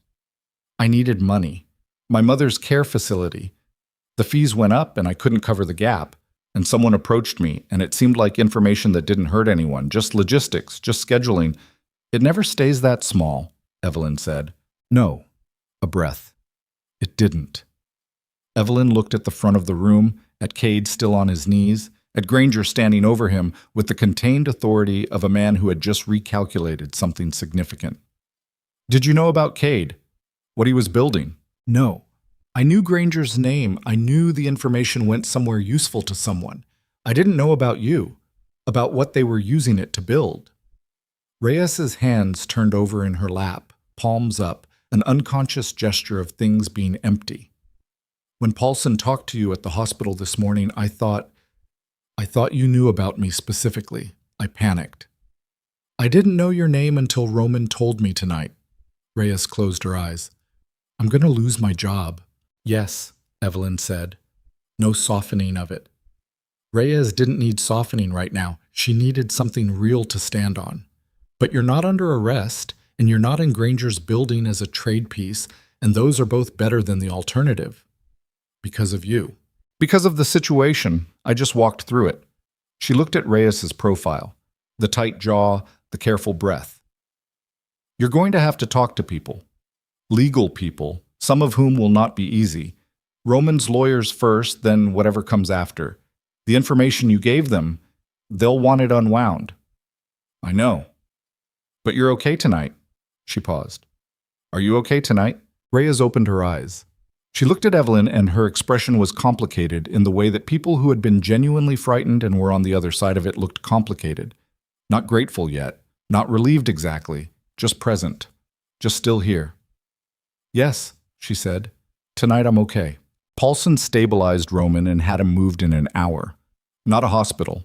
A facility Paulson used, private, equipped adequately for the wound profile, and Evelyn went with them because she told Paulson she was going, and nobody argued with her. She rode in the back with Roman, who was horizontal now on a portable stretcher and was still the most controlled injured person she'd ever seen, managing his pain and his alertness and his awareness of the room around him with the same steady internal governance he applied to everything. He looked at the ceiling. She sat beside him and kept her eyes on his face, checking color, checking breathing, the automatic monitoring of someone who couldn't turn it off. Granger, he said. Granger's handling it, she said. You don't need to manage it right now. Someone needs to. Someone is. It's not you for the next several hours. He breathed. Cade. Cade is in that building with every person he spent 9 years managing, all of whom now know what he used them for. She paused. I think Granger has a fairly specific idea of how to proceed. Roman was quiet for a moment. I wanted him in a courtroom. I know. Legal accountability, not... He stopped. The vehicle moved through the city, the streets outside, the dark-tinted windows running with rain that had started again. Chicago's infinite rain. I built 14 months of documentation so that it would be clean, so that it would hold in a legitimate process. I know, she said again. And she did. She had read the documentation. She had seen what he'd built. Not just the financial case against Cade, but the architecture of it. The deliberate choice of legitimate channels, of evidence that could survive scrutiny, of a process that was supposed to end in a courtroom rather than a decommissioned courthouse with a gun. What happened tonight doesn't cancel that. The documentation still exists. What Granger does tonight doesn't prevent a legal process. It just runs parallel to it. Parallel processes in my world tend to interfere with each other. Then your lawyers will sort it out. She looked at him. He was looking at the ceiling still, but she could feel him thinking, the active management of a situation he couldn't physically be in the middle of, the particular frustration of a controlling man in a horizontal position. Roman, he looked at her. You're going to be okay, she said. Not a comfort. A clinical assessment delivered straight, the way she delivered all clinical assessments. The wound is clean. Paulson knows what he's doing. You will be functional in 2 weeks and completely recovered in 8. I know that. Then stop running the room in your head and let Paulson do his job. A pause. Something shifted in his face. Not quite capitulation, not quite a smile.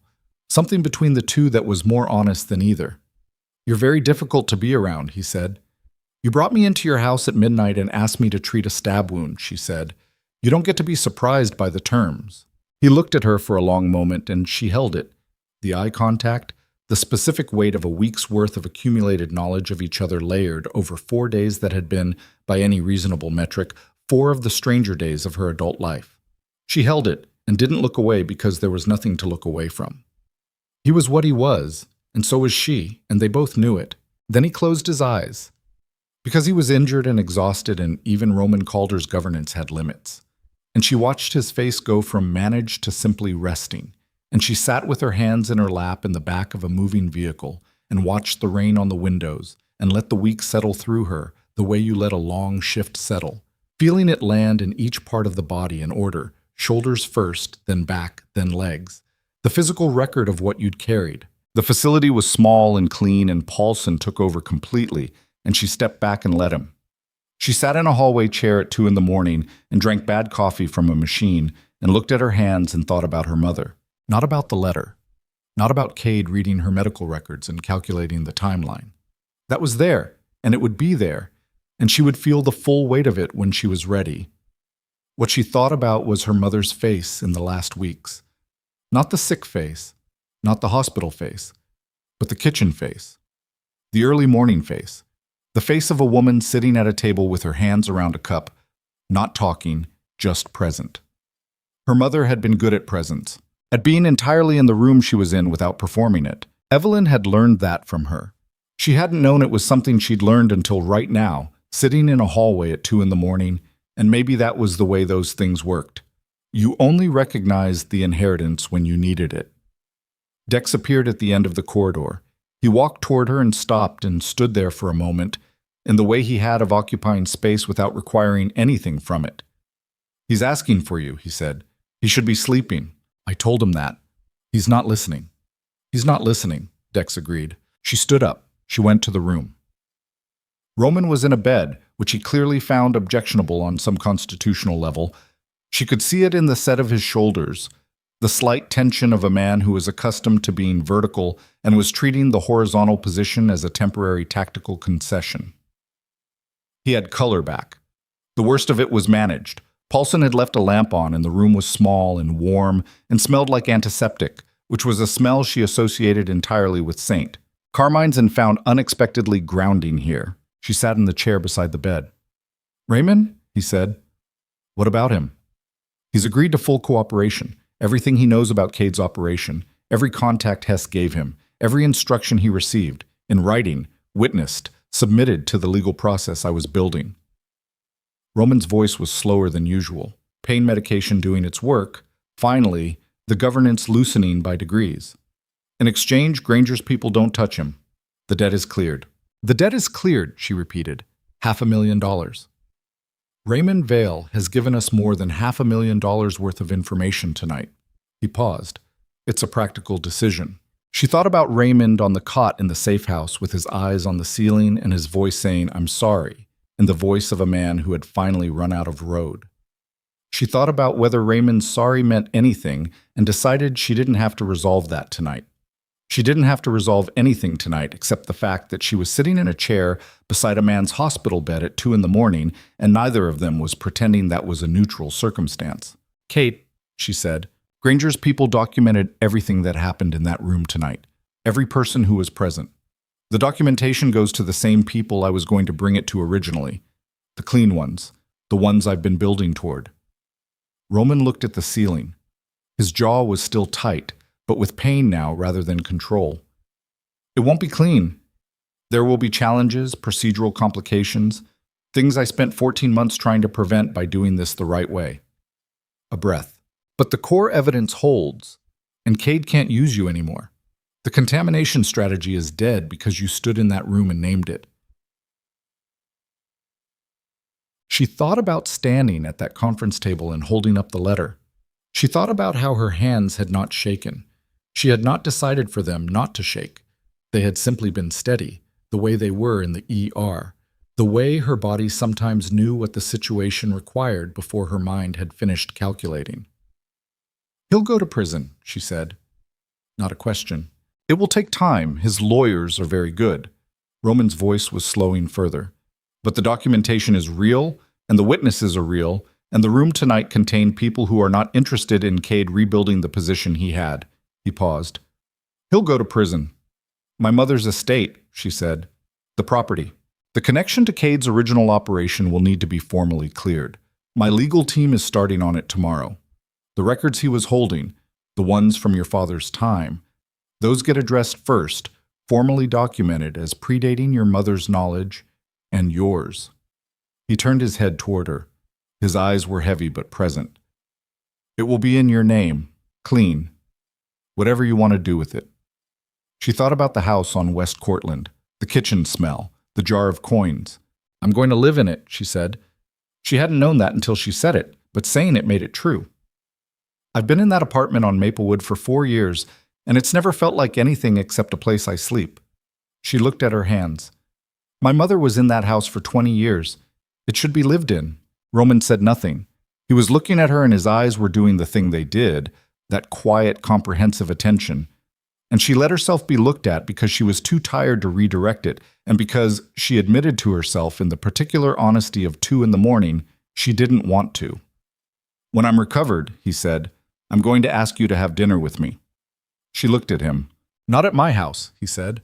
Not as a medical consultant or a protected party or a complication in a financial case. At a restaurant, like a person. She considered him for a long moment. The specific gravity of the week sat between them.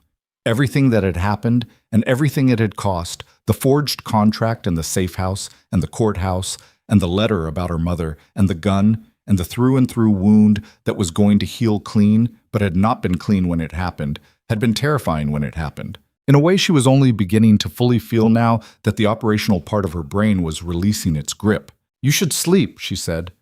That's not a no. It's not a no, she agreed. He closed his eyes.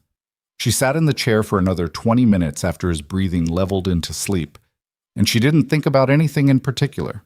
She just sat, present in the room, the way her mother had been present in kitchens, and let the week become the past 1 minute at a time. Then she stood up. She picked up her bag. She left the room. In the corridor, she found Dex and told him Paulson needed to check the drainage twice in the night, and that Roman shouldn't be on his feet before noon tomorrow at the absolute earliest, and that if he tried, Dex was to remind him that she would find out. Dex looked at her with his flat face, and she had the strong impression he was not entirely opposed to having backup on this particular enforcement. She called a cab. She stood outside the facility in the before-dawn dark. The rain finally stopped, the air holding the cold, clean smell of a city that had been washed. She was wearing her jacket over the scrubs she'd worn to work 17 hours ago. Her left boot had developed a second crack at the ball of the foot, which she noticed because her sock was wet again. And the persistence of this specific minor problem across the whole of the week struck her as either the most banal detail imaginable or a kind of joke she didn't fully understand. The cab came. She got in. She gave the driver the address of the house on West Cortlandt, not her apartment on Maplewood, her mother's house. The estate attorney, not Hess, a different one, someone Roman's team had identified as clean, had given her the key 3 days ago as part of the preliminary estate work, and she'd been carrying it in her bag next to the forged contract and the 12-name list, the weight of it so constant she'd stopped noticing it. The house looked the same as it always had. Narrow, brick, a front porch with a railing that had needed repainting for 2 years, the window in the second bedroom that her mother had always meant to replace. Evelyn stood on the sidewalk in front of it for a moment and looked at it in the pre-dawn dark, the street quiet, the city breathing around her in that particular held-breath way it had before morning. She unlocked the door. Inside it smelled like a closed house, like absence, like the specific neutral smell of rooms that have been waiting. Under that, very faint, she thought she could still find the cardamom. Or maybe she was looking for it and finding it because she was looking. Either way. She walked through the front room without turning on the lights. She didn't need them. She knew this floor plan in her body the way she knew the St. Carmine's ER floor plan by years of movement through it. She went to the kitchen. She stood at the counter where her mother had stood 10,000 mornings. She looked at the windowsill. The jar of coins was still there. She hadn't thought to move it when she'd been handling the estate. She'd been in this kitchen a dozen times in the past 14 months for practical reasons. Checking the utilities, collecting mail, coordinating the estate assessment. And she'd walked past the jar every time without really seeing it. She picked it up. It was heavier than she remembered. The coins inside shifted with a sound that was very small and very specific, a sound from 20 years ago, from every morning her mother had added to it. She set it back on the windowsill. She sat down at the kitchen table, where she had sat as a child doing homework, and as a teenager doing whatever teenagers did in kitchens to avoid the rest of the house, and as an adult handling paperwork she hadn't wanted to handle, and she put her hands flat on the table surface and felt the wood under her palms. Her phone buzzed. She looked at it without urgency. A text from Roman's number. She had assumed he was asleep. Apparently not. Or briefly asleep and then not. Raymond gave us Hess's location. He's in Milwaukee. We'll have him back by morning. She read it. She put the phone face down. Outside the kitchen window, the sky was doing what Chicago skies did in the period between 4 and 5 a.m. in November, going from absolute dark to a dark that had the suggestion of something else in it, a structural change, the difference between night and the thing that came before morning. She watched it through the glass. She thought about what she'd told Roman in the vehicle. 8 weeks to full recovery. She thought about the dinner he'd asked about and the no she'd given, which she was not going to analyze at 4:30 in the morning in her mother's kitchen. She thought about Carla Rhea's hands turned palm up in the gallery and Raymond's eyes on the safe house ceiling and Marco texting left-handed on the couch. And she thought about Paulson, who had admitting privileges at St.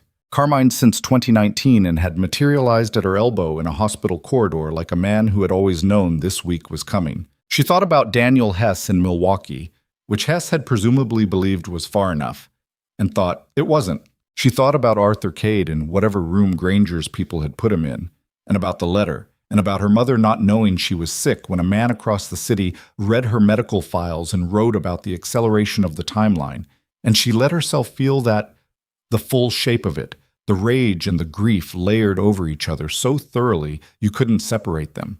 And she sat with it in the kitchen until it was less a storm and more a weather, the kind you lived in rather than survived. By the time the sky outside the window had moved from suggestion to actual gray, she had decided 3 things. She would keep her job at St. Carmine's. She had walked away from shifts in worse shape than this, not this kind of worse, not the dangerous world worse, but the ER kind, the watching people lose the fight kind. And she had always gone back. The hospital was hers. She had built something there that 6 days of chaos had not dismantled. She would move into this house, not because it was practical. It was farther from the L. The second-floor bathroom needed work. The heating system was original to a renovation in 2004 and had opinions. Because it was her mother's, and therefore hers, and because a house with a jar of coins on the kitchen windowsill was not a house you locked up and walked away from. The third thing she would not name yet. It was the dinner she hadn't said no to, and everything that meant and didn't mean. And she was practical enough to know you didn't make decisions about men who were still in recovery facilities before sunrise. You waited until they were upright and functional, and you could see them clearly and they could see you, and then you decided, with full information, in daylight, like an adult. But she did not throw the third thing away. She held it the way her mother had held the jar, adding to things she couldn't name yet, keeping them on the windowsill where the light would find them in the morning. She was still sitting at the kitchen table when the sun came up, not dramatically. Chicago in November did not do dramatic sunrises, just a gradual lightening, the gray going pale, and then almost white, the outline of the neighbor's fence appearing, and then the tree at the back of the yard, and then the color of the brick wall, red-orange, old Chicago brick, the color this neighborhood had been for 100 years. Her phone buzzed again. She picked it up. Paulson. He's sleeping. Numbers are good. You can stand down. She set the phone on the table. She looked at the light on the brick wall. She looked at the jar of coins on the windowsill, the way the morning found it and made it ordinary and specific and entirely itself. She had come into this week as collateral, a name on a contract, a credential, a license number, a property address, a forgery, a contamination strategy and a dead man's plan. She was leaving it as what she had always been. A woman who walked toward the blood instead of away from it, who kept her hands steady when the situation required steadiness, who knew the difference between being present in a room and performing presence in a room, who had learned that from a woman with a jar of coins in a kitchen that smelled like cardamom and a capacity for keeping things that mattered close enough to touch. She stood up. She filled the electric kettle from the tap. Her mother's kettle, still here, still plugged in from the last time someone had made tea in this kitchen. She waited while it heated. She made coffee with the grounds she found in the cabinet because her mother had always kept grounds in the cabinet, And she stood at the counter while it brewed and looked out the window at the yard and the fence and the ordinary, irreplaceable fact of a November morning in a neighborhood where she had grown up. She drank the coffee standing at the window. Then she picked up her phone and called the estate attorney's office and left a message asking them to begin the formal transfer process. She called a locksmith and scheduled a rekey. She called Paulson and told him Roman's drainage needed checking and reminded him about the noon restriction on vertical activity. And Paulson said, "I know," with a patience that told her she was not the first person to have told him this morning. She did not call Raymond. That was a conversation for another day, for a version of herself with more sleep and more distance and the ground more solid under her feet. She would get there. She was not ready. She set the phone face up on the counter. Outside the kitchen window, Chicago was finishing its transition from night to morning in its entirely unsentimental way. The buses running, and the L running, and the hospitals running, and the specific continuous machinery of a city that did not stop to mark anything, that absorbed everything and kept moving. She was part of that. She had always been part of that. She finished her coffee. She rinsed the cup. She set it on the drying rack beside the sink, where her mother had always kept the drying rack, and the cup sat there in the morning light looking exactly like what it was. A cup that had been used and cleaned and set down in a kitchen where someone lived. She picked up her bag. She picked up her keys, both sets now, the apartment on Maplewood and the house on West Cortlandt, held on the same ring. She walked to the front door. She stopped. She went back to the kitchen. She stood at the windowsill. She looked at the jar of coins for a long moment, its weight, its presence, the small sound the coins made when she picked it up and held it in both hands. She set it back down. She was not her mother. She was not building the same thing in the same way, and she did not need to, and her mother had not needed her to. But she understood it now. The impulse, the accumulation, the keeping of things you couldn't name yet in a place where the light would find them. She left the jar where it was. She walked out of the house and pulled the door closed behind her and stood on the front porch in the cold morning air and looked at the street, at the parked cars and the sidewalk and the bare trees and the distance between here and anywhere. And she breathed in. She had not been bought. She had not been priced. She had walked into a room full of men who dealt in human value, and she had stood at a table and named what had been done and held up a letter that said everything about what certain men believed the world was made of, and she had not been wrong about any of it. She had also, somewhere in the middle of all of it, without choosing the moment, without planning it, met a man who had moved himself between her and a gun, who had built a 14-month case through legitimate channels because he believed the process mattered, who had said present tense is different and meant it. She was not going to be simple about that. She was not built for simple about anything, but she was going to be honest about it, which was the only way she knew how to be. She walked down the porch steps onto the sidewalk. She turned left toward the L station. Behind her, the house on West Cortlandt sat in the morning light with its brick and its old windows and its kitchen jar of coins, waiting for her to come back. She was going to come back. Not because she had to. Not because anyone had written her name on a contract or leveraged her mother's dying or engineered her presence in a room. Because she chose to. Because it was hers. Because in the end, after everything this week had stripped away and everything it had shown her about what certain men believed she was worth, the most radical thing she had left was the simple, unqualified fact of choosing for herself. What she kept, what she walked toward, what she set back down on the windowsill so the morning could find it. She walked. The city opened up in front of her, indifferent and enormous and entirely alive. And Evelyn Hawke walked into it not as collateral, not as a price, not as anyone's mechanism or margin or tool, just herself, which had always been and would always be enough.